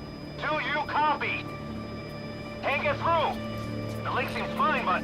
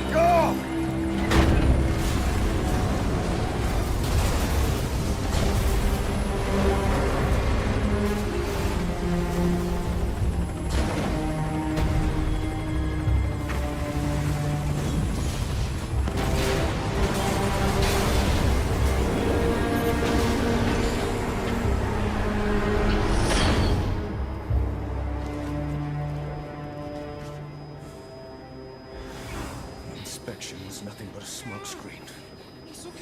I heard explosions, then... They played us like a damn fiddle! Give it back! This isn't right, that was ours! We built it, damn it! You spying bitch! Come on, start talking, bitch! Come on, get up and start talking!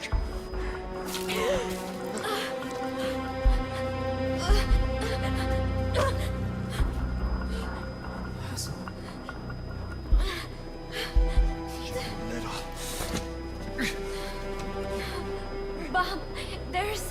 It's all right, we got it out.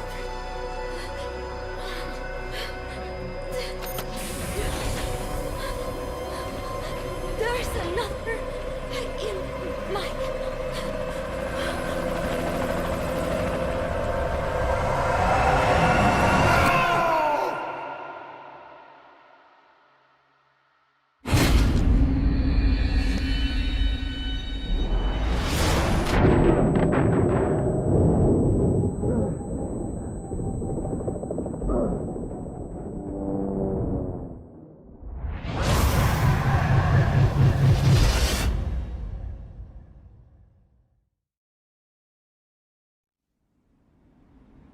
Your favorite song.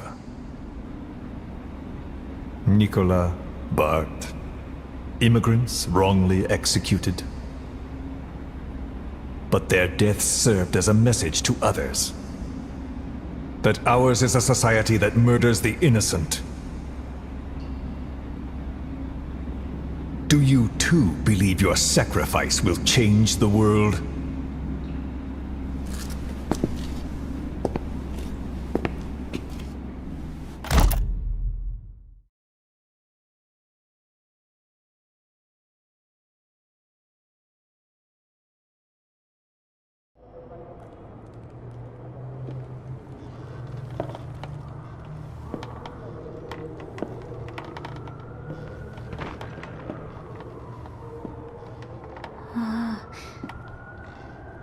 Huh?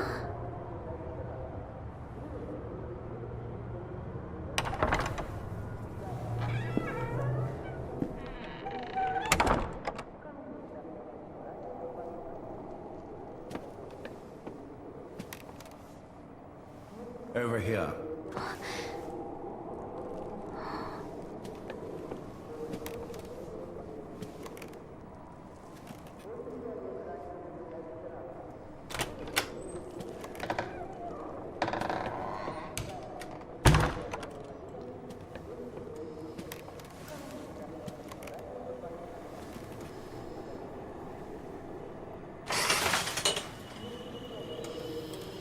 Hello? Not there. Here. Huh?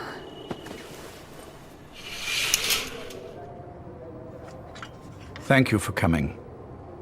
Please. You're... Is it that odd? I suppose the cuffs have gotten a bit loose. Although, truth be told, I have been spending more time in pajamas as of late. No, nothing. The tie, perhaps. Not the most fashionable pattern, I admit. No, it is very nice. How sweet. Will you take a little brandy? You're hardly underage, after all. No, thank you. Please, sit.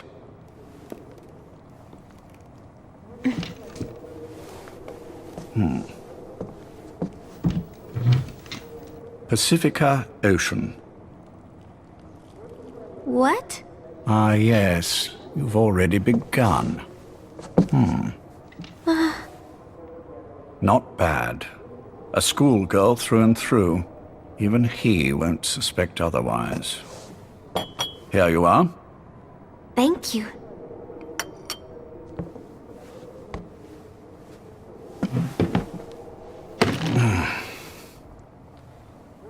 I heard you were sick? Poppycock. I just like to take a little time off work. You? You must feel that way sometimes. Well... Anyway, I could hardly greet my first guest from that damned bed. I, missed my chance to catch you snoring. Now I'm twice as glad I got ready in time. Drink, before it gets cold. English breakfast tea. All I have, I'm afraid.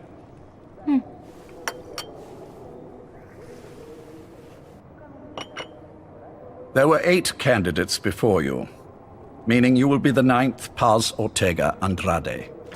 What happened to the others? They're in the next room. They've been taking it easy these past few months. They... Do you see any windows here? No? I've gotten used to it, this life. I am who I am, after all, and I've had my fill of cursing this bloody dungeon. Excuse me. But I can't help sometimes wishing I could see the stars. What should I do? Well, you could go outside, go up to the roof, wait for the clouds to pass. You would have a view of Manhattan, and a pretty one too. But once the wind blows and the clouds pass, you can look up and see a sky full of stars, even here. You've had a hard time getting to where you are. Yes. Sewer rats lead better lives. I know. Extreme training, starvation, days spent without sleep. Abandoned, hurt, and all but killed in every way imaginable. Some of your compatriots died. Others betrayed you, left you for dead. And you did the same to them. But through it all, you survived, and you alone made it here. Just look at you. I can see everything you've been through. Yes. Consider this mission a reward for the mountain you've climbed. Thank you. Yes, well, you know what's next. Yes. And you are prepared? Yes. I believe you. That ever so slight tan. Not the type you'd get on the West Coast. If I didn't know better, I'd say you really did grow up around the equator. But it runs deeper than that. One look at you, and I see a wide-eyed student yearning for peace. Born and raised in Central America. I can see it all. How much preparation have you done? A little. You'll be perfect for this, to strike back at Snake. I'll share everything I know about him. But you mustn't forget who you're dealing with. If he were to get the better of you, well, I deeply regret having put you in that position. But beyond that, I'm putting my life in your hands. You can trust me, Cipher. None of my friends call me that. Tea's gone cold. Shall I make some more? I know we are the only ones here. There's no one in the other room. And how do you know that? You said I was your first guest. Oh, I haven't had this much fun in quite a while. All right, then. Cipher's been in hiding ever since his grand experiment. No one's seen him in years. All we hear are orders delivered by proxy. Except you. You met with him, face to face, in order to contact Big Boss. Tell me where he is. Where is Cipher? Where is Zero? I've never known choice. Where I was born, the language I speak. I've never had the freedom to choose for myself. But you, right now, are free. Do as you will. This will save Big Boss. It may. Will you really kill Zero for me? Not for you.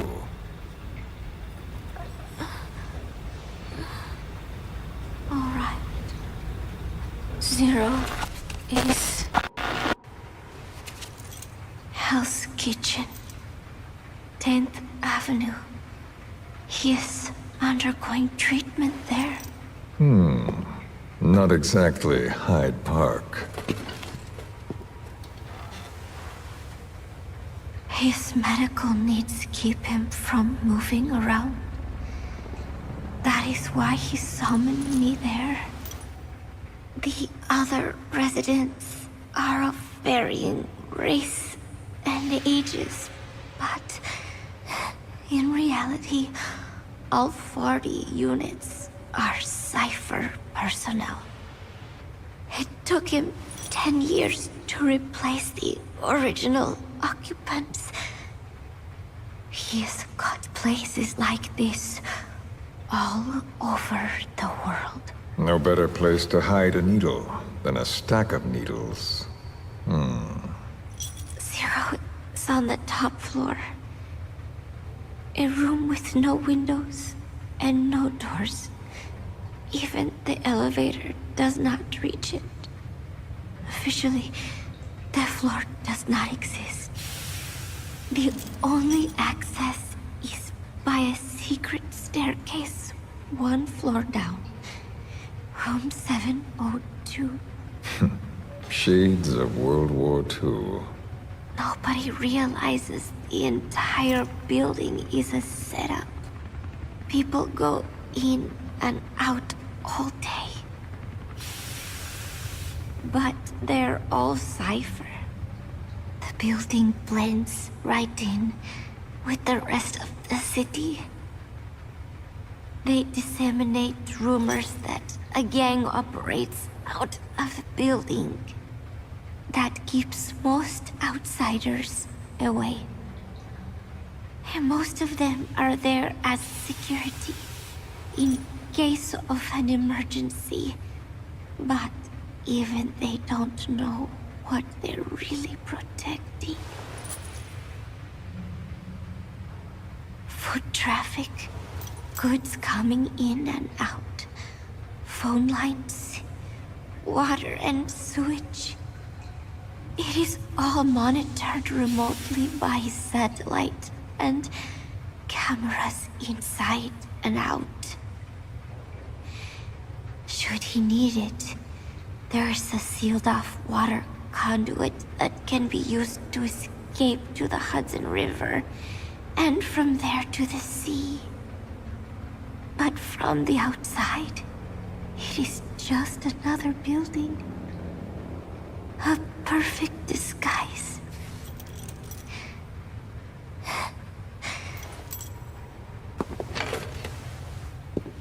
So the Major believes zero suspicion equals total security. Very bold. It's just the kind of ruse I'd expect from him. So long as no one's suspicions are aroused, you could hide there forever. On the other hand, if someone figures it out, there are dozens of ways in. And he's so paranoid about information slipping out, no one involved has the full picture. That ignorance is a weakness, the downfall of a need-to-know system. The pitfalls are clear. Circumventing them will be simplicity itself.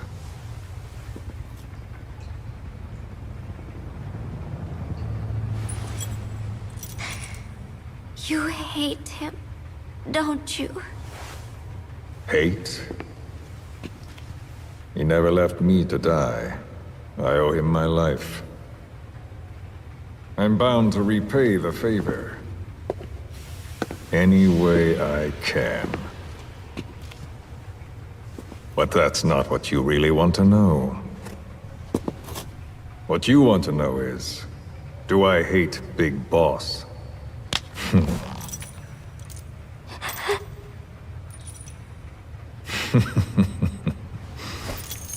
I don't hate the man. I do deserve a little more of his gratitude. But he probably has no idea who I am. So you see, I have no reason to hate him at all.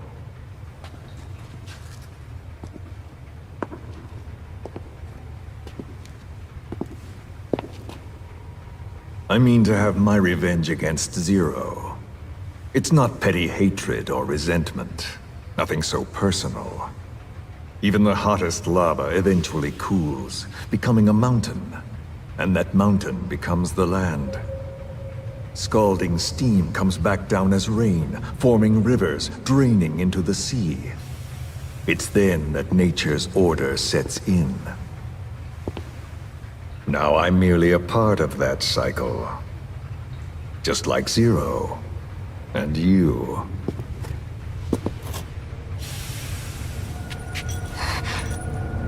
And Big Boss.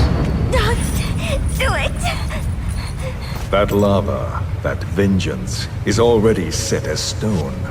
Too late to change things now. Don't kill him! The choice is not mine to make. Please, let Big Boss live! Proceed. Please!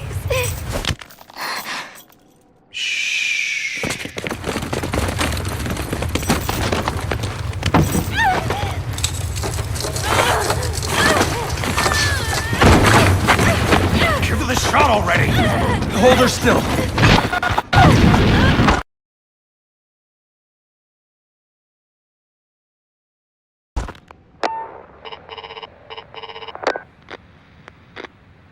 Major, I wondered whether you'd really call. Exer, I presume this was your doing? Do you like my gift? I've been searching a long time for this. It is what you were looking for, yes?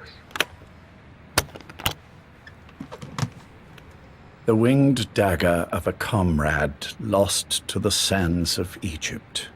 He served under the boss back in Rayforce. I delivered this pin to her after his death. We were both so very young. From that moment on, she never let it leave her side. She was still carrying it in Selinoyarsk. How about the back?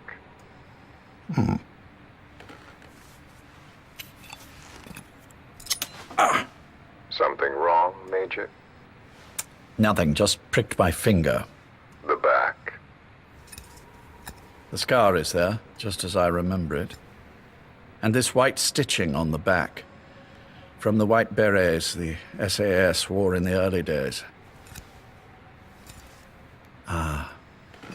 Major? 30th of December, 1941. It's the inscription I made the day he died. Of course. His body was never recovered. This pin badge is the closest thing he has to a gravestone. When I gave it to her, she just kept on running her finger over the inscription. Never again, she uttered, as if reprimanding herself for his death. She pressed hard, embedding the inscription itself into her finger. You see, it's why this spot on the back looks shinier than the rest. He was our brother in arms. So... Yes, it's real. Thank you. There's no doubt about it. Good. Now I have no regrets. What do I owe you? Nothing. Just want to talk for a moment. Very well, then. It's about our man, Major. He's been making some moves. Miller? Yes, I know. Rhodesia, is it? Yes, and up to his old tricks again. No matter. He'll stumble soon enough. Although he is under my jurisdiction now. And that's what you want to talk about? Not exactly. You see, my being here has made me realize I can still be of use to you. How so? This country is rich with biological resources. Bacteria, nematodes, viruses. I'm sure we can find something here to bring that plan back into action. Forget it. The Cleanser Project was just another one of my predecessor's daydreams. And the vocal cord parasite? parasites? We're an excellent test case for reverse evolution. Nothing more.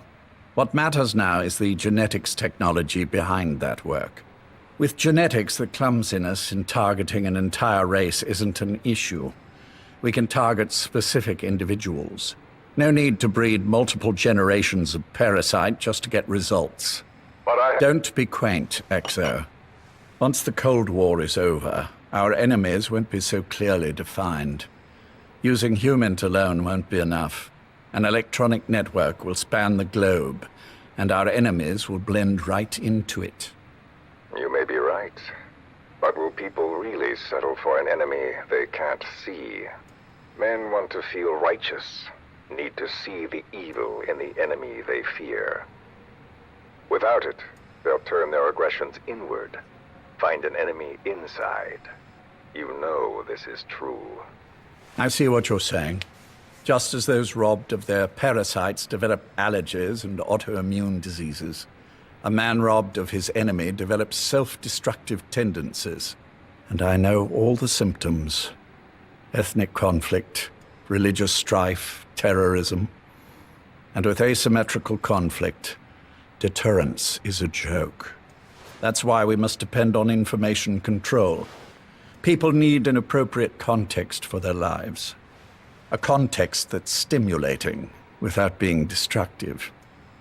That balance is the basis of equilibrium. You mean to say people will blindly accept your context without developing any allergies? If we're to unite the world, literacy must be suppressed. To suppress the information immune system, to borrow your metaphor. Immunity to information. But to ensure there's no allergic reaction, while the immune system fights off parasites and pathogens. It's done, Exo. This world will become one.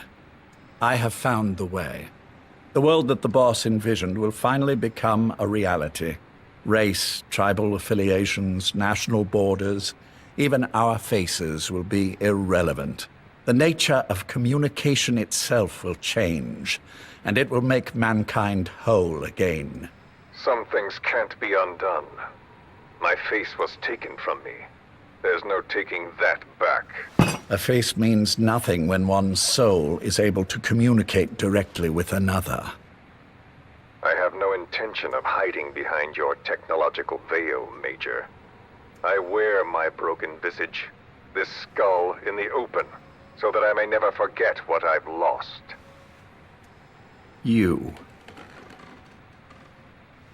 What are you? The chain of retaliation is what will truly bind this world together as one.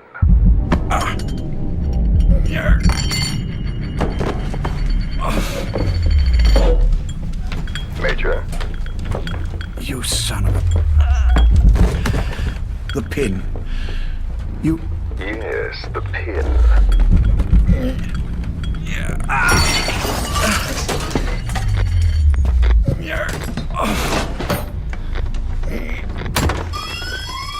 It's too late. They can't extract it. You see, Major, some things can't be undone. How did you find me? The girl. You made her talk. I'm sorry I couldn't visit or thank you in person, but it has been lovely chatting. And now that I know you're no longer interested in the garden, it's time for you to step aside. You're a busy man, lots to do, so I've left you a little time. Go to hell! How dare you? You planned this all along.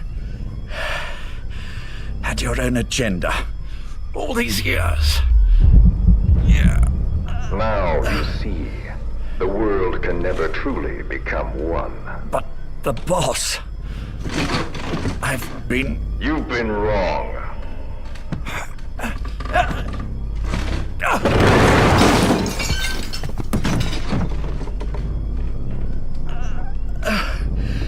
You're no different. Just like him. None of you understand the world she saw. I would say the same to you, Major.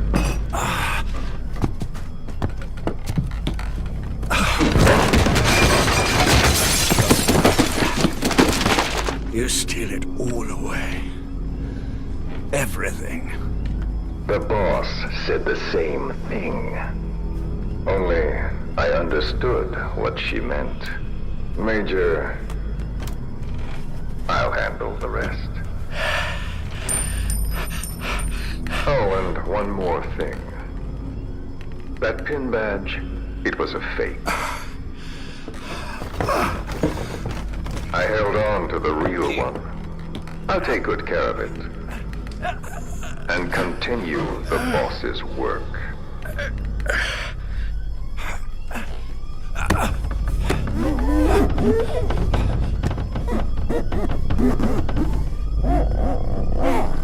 Jack.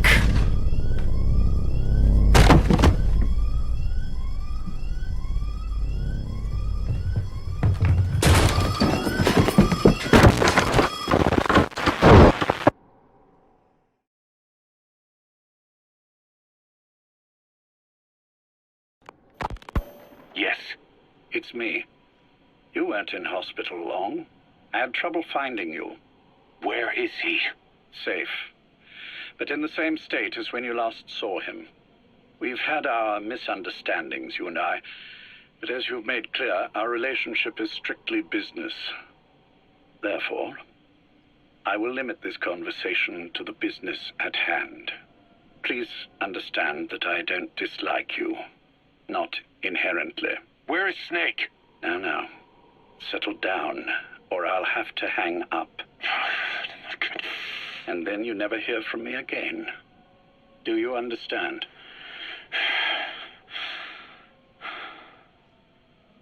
First, about your boss. I had him moved once he was stabilized. I'm sure it came as quite a shock to you when you woke up. You'll have to forgive me. I told him to stop putting me under. Surely you understand. Specialized medical treatment in places like that can be positively nightmarish. We couldn't have left him there forever. And to be honest, I wasn't entirely comfortable leaving matters in your hands. Don't take it the wrong way. Anyone looking for him would be looking for you. He needed to be as far from you as possible. In fact, I'm still not sharing his location, even now. Problems could arise. So, instead, I'm giving you a point of contact. An introduction to a network of messengers who will lead you to a man. A friend to your boss. I'm sure he's mentioned him before. He knows Snake's location. More than any man alive, I trust him with this sort of thing. Keeping secrets, or men in the dark. He's known Snake quite a while. 10 years longer than you. Kazuhira, I don't care if you don't trust me, but I require your absolute trust in him on this. Snake will be brought back into this world, however long it takes. Understood? The only reason we're having this conversation is because you still have a role to play. Which brings me to the next issue. What happens after he regains consciousness? When Snake wakes up, and he will, he'll need your help again. So when he does, I promise you'll be the first to know. The code phrase will be, V has come to. I'll then mobilize all the necessary parties. Think of it as an overture to a prologue. Until then, do what you like. Just be ready when the time comes. But you don't need me to tell you that, do you? I know it's been hard on you too. But I can't imagine you're willing to just walk away. What are you talking about? If what you're saying is true, then this is like wrapping a rope around your own neck and throwing it over a branch. What's your play in all this? This is for Snake. So that he survives after he wakes up. Nothing more. After that, I don't care what you do. Then tell me something. Go on. I only joined you after I found out what you were after. To make the world one, you need Snake for that. And he's already done a hell of a lot for you. He has. So on some level at least, I think you're being straight with me. Then why'd you do that to him? I get what you were trying with Paz. You wanted to get Snake any way you could. But after that, what you did, how could you do that to him? After that wasn't me. You may not believe this, but I never intended for any of this to happen. My organization has many arms. It's just going to take a little longer before we're all on the same page. I admit I may have been lax in my supervision, but something like that will not happen again. Whatever. One day, I'll know the truth. Just as soon as the boss wakes up. And then we're coming after you. This ends with you begging us to put you out of your misery. Is that so? Fantasy can make for a powerful ally. But remember this reality, Kazuhira Miller. Big Boss will wake up. And when he does, be there for him.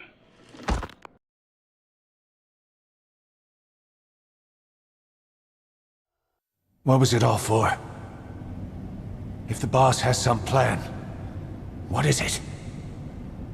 The real Big Boss is working separately from us to create his new nation. New nation?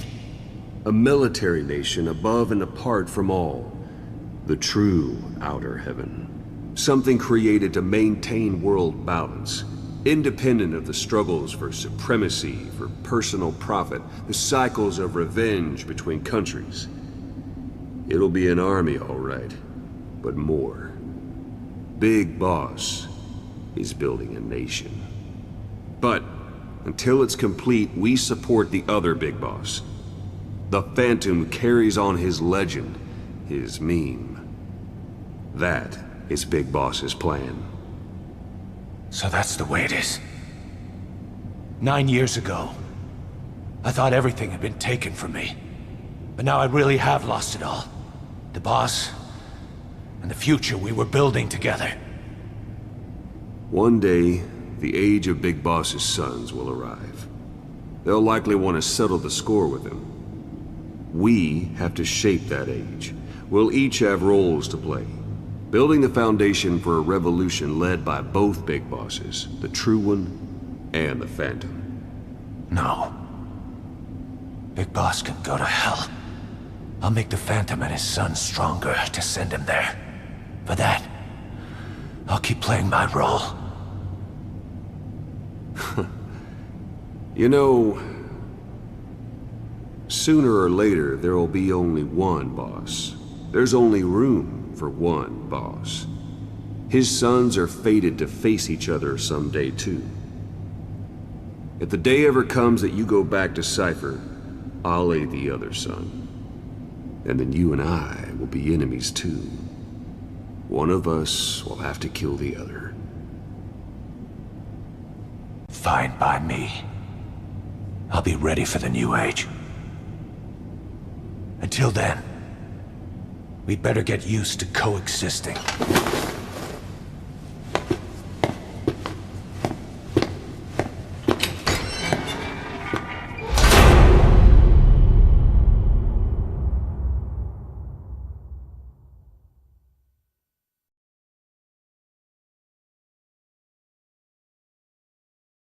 Snake, do you remember Amanda?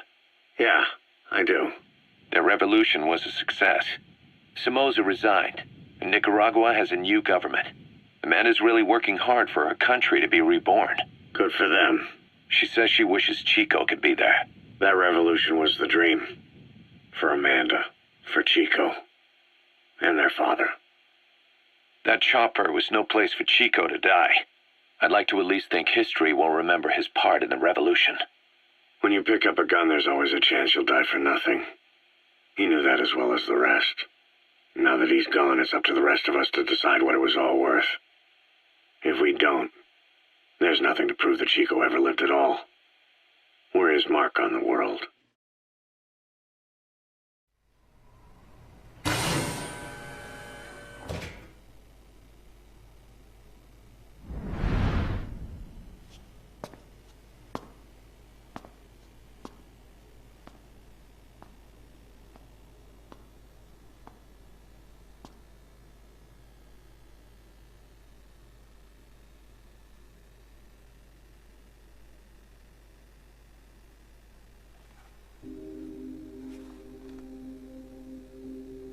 Snake?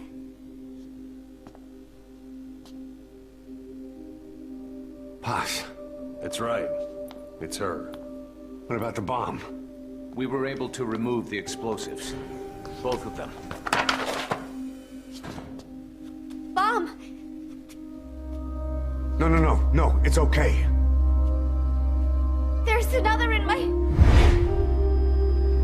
It's all right, we got it out. There's another in my... The guided tour will be wrapped up by the time you get home. Make me proud. By the time they leave, I'll have the IAEA praising us as the poster boys for world peace. Out. Something's not right. Check her again.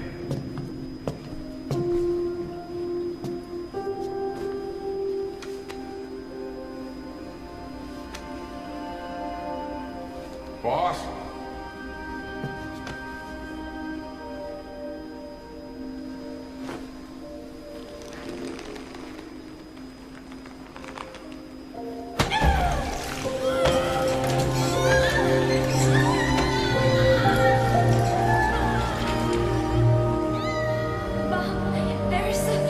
It's all right, we got it out.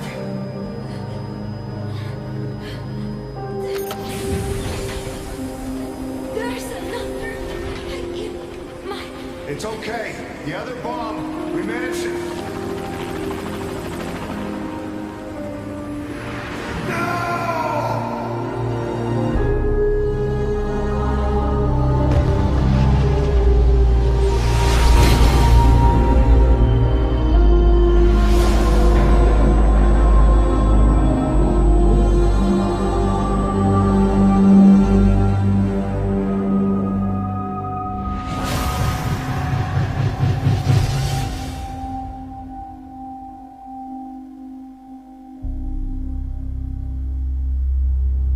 She hit the water hard, but somehow she managed to survive.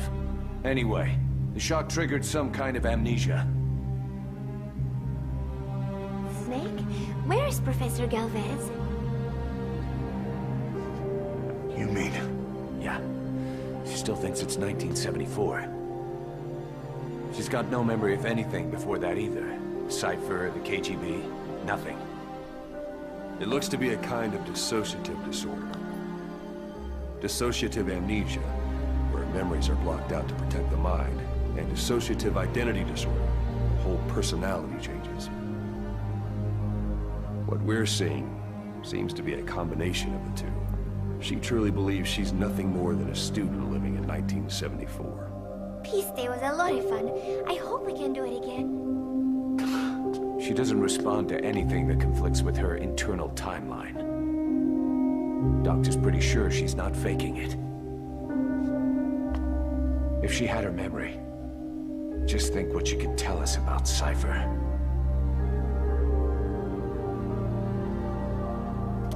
The photo is from that guy you brought back the other day. From the old crew. I thought it might jog her memory, but no luck. Anything else you can show her? Do you have something to show me, Snake?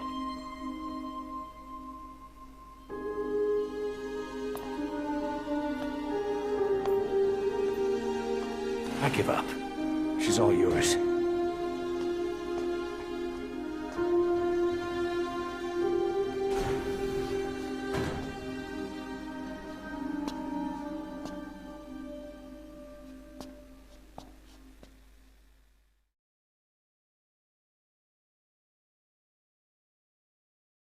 There is going to be a kind of festival held on Mother Base. They are calling it Peace Day. Snake and his men may be without a nation, but they are still an army, and that means sometimes they have to fight the bad guys. Of course, they should not fight at all. It is obvious to me that any problem can be solved with reasonable discussion. Maybe Snake and the others think so too, because the idea is to set aside war for one day a year and relax in peace. I do not know how it came about, but apparently Snake and Miller got the idea while they were talking, and everyone on Mother Base went along with it. To think that deep down they all share a love of peace, that makes me happy. But never mind that. Somehow I have ended up singing on stage. Miller was all, "Come on, both our names mean peace. It will be great." Why does that mean we have to be in a band? Then he roped Professor Gálvez in too, saying, "Hey, Gálvez comes from peace too. We are the perfect act." I am not sure Miller really understands the origins of the name Gálvez. But then again, you always have to take Miller's talk with a grain of salt.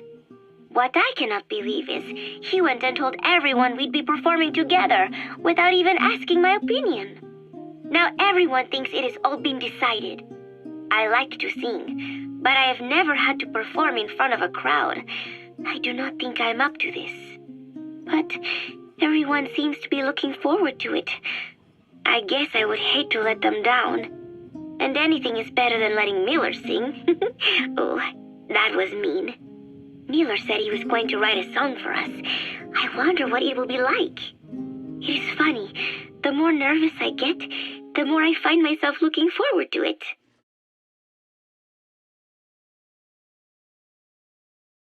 The whole base is busy getting ready for Peace Day. Miller has finished writing his song, so I went with Professor Gálvez to listen to it.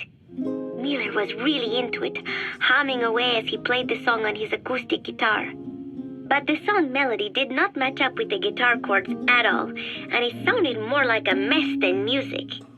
Miller's very enthusiastic, but I think he's tone deaf. I guess the guitar backing sounded good at least. But as I was wondering how to break it to Miller, Professor Gálvez took out an odd instrument. It was just two antennas sticking out of a box, more like a radio than a musical instrument. He said it was invented by the Soviets, but why would Professor Gálvez own a Soviet-Russian instrument? I asked him, and he told me music has no borders. Well, I cannot argue with that. Good music is something people of any nation can appreciate. Why not abandon war and just make music together? But anyway, the professor offered to try playing the melody on his instrument in time with Miller's guitar.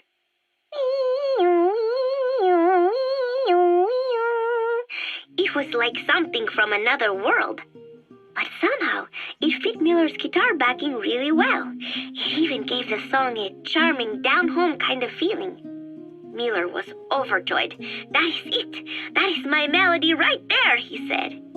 It sounded totally different from when he sang it. But hearing the professor's version, I thought I could probably sing it. Then Miller hit me with the next bombshell. "Paz, you write the lyrics." I did not know whether to scream or to run out of the room. There was only 1 week left until Peace Day.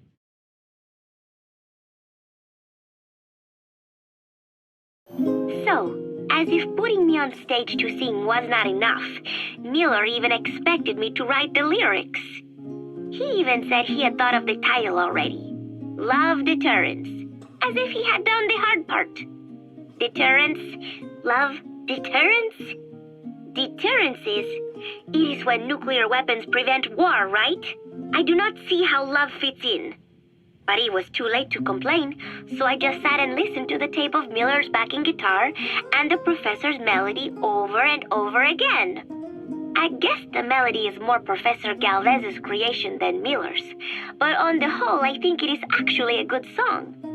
First, it goes for your heart with a sorrowful opening, but then you feel revitalized as the song goes on. Miller grew up in post-war Japan. Maybe that is why the song has that kind of balance. Long ago, I heard some Japanese music called enka, I think. It sounded this way, but I wonder why it has to sound sad in the first place. Miller called it Love Deterrence. Doesn't that mean he had a love song in mind? All I see of Miller and women is the way he fools around with a lot of them at once. But maybe he has had his heart broken too. And what about me? I found myself thinking about Chico and Snake as well. I know Chico has a crush on me, so naturally he should come to mind. But why Snake? He saved me, and I feel indebted to him. But I thought that was all he meant to me. Why does my heart flutter when I think of him? It is embarrassing to be unable to control this emotion. There has to be a way to suppress it, to forget it. But maybe that is what love deterrence is? With that thought in mind, I went to my desk and began to write and write. Just 3 days left until Peace Day.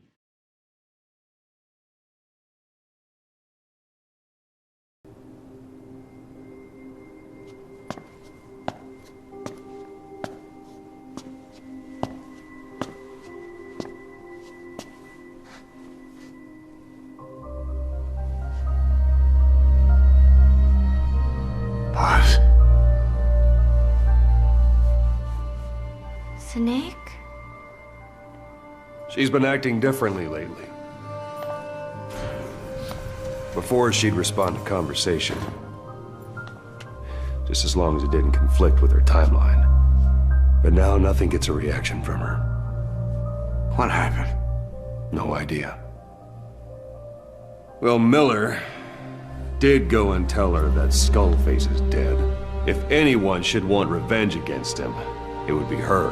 But it's not exactly like an angel of peace to cheer for someone's death. Now is it? There, take a look at this too.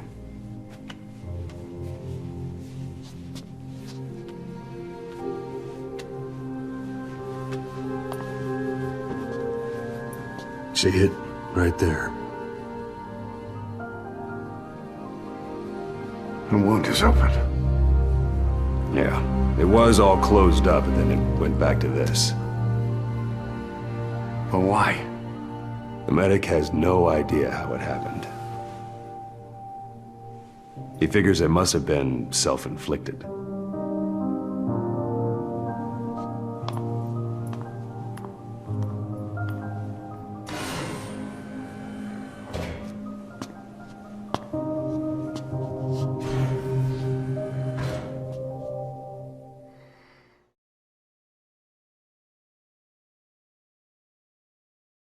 I finally had a decent draft of the lyrics, so I showed them to Professor Gálvez first.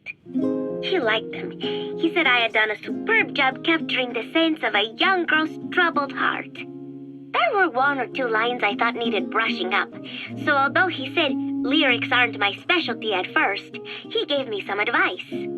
Everything he said made perfect sense. When I tried putting in his changes, they made the song feel deeper, more sincere. That is the professor for you. He always has the answer. With the lyrics finished, I was ready to show Miller.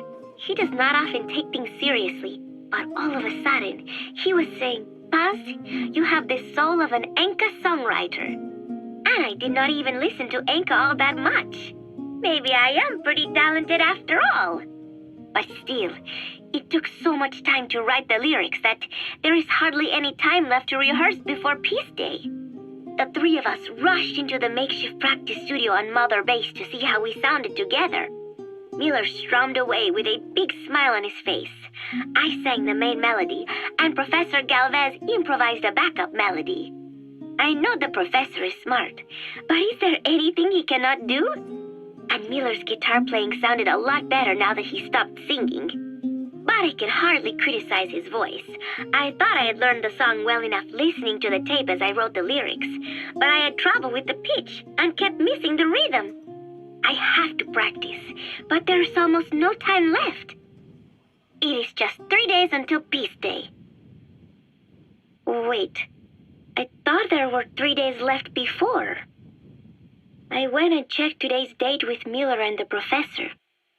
The date has not changed. It is the same day. Something is strange. Am I reliving the same day?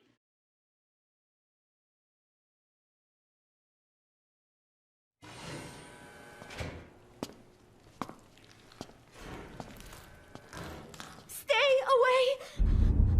Paz!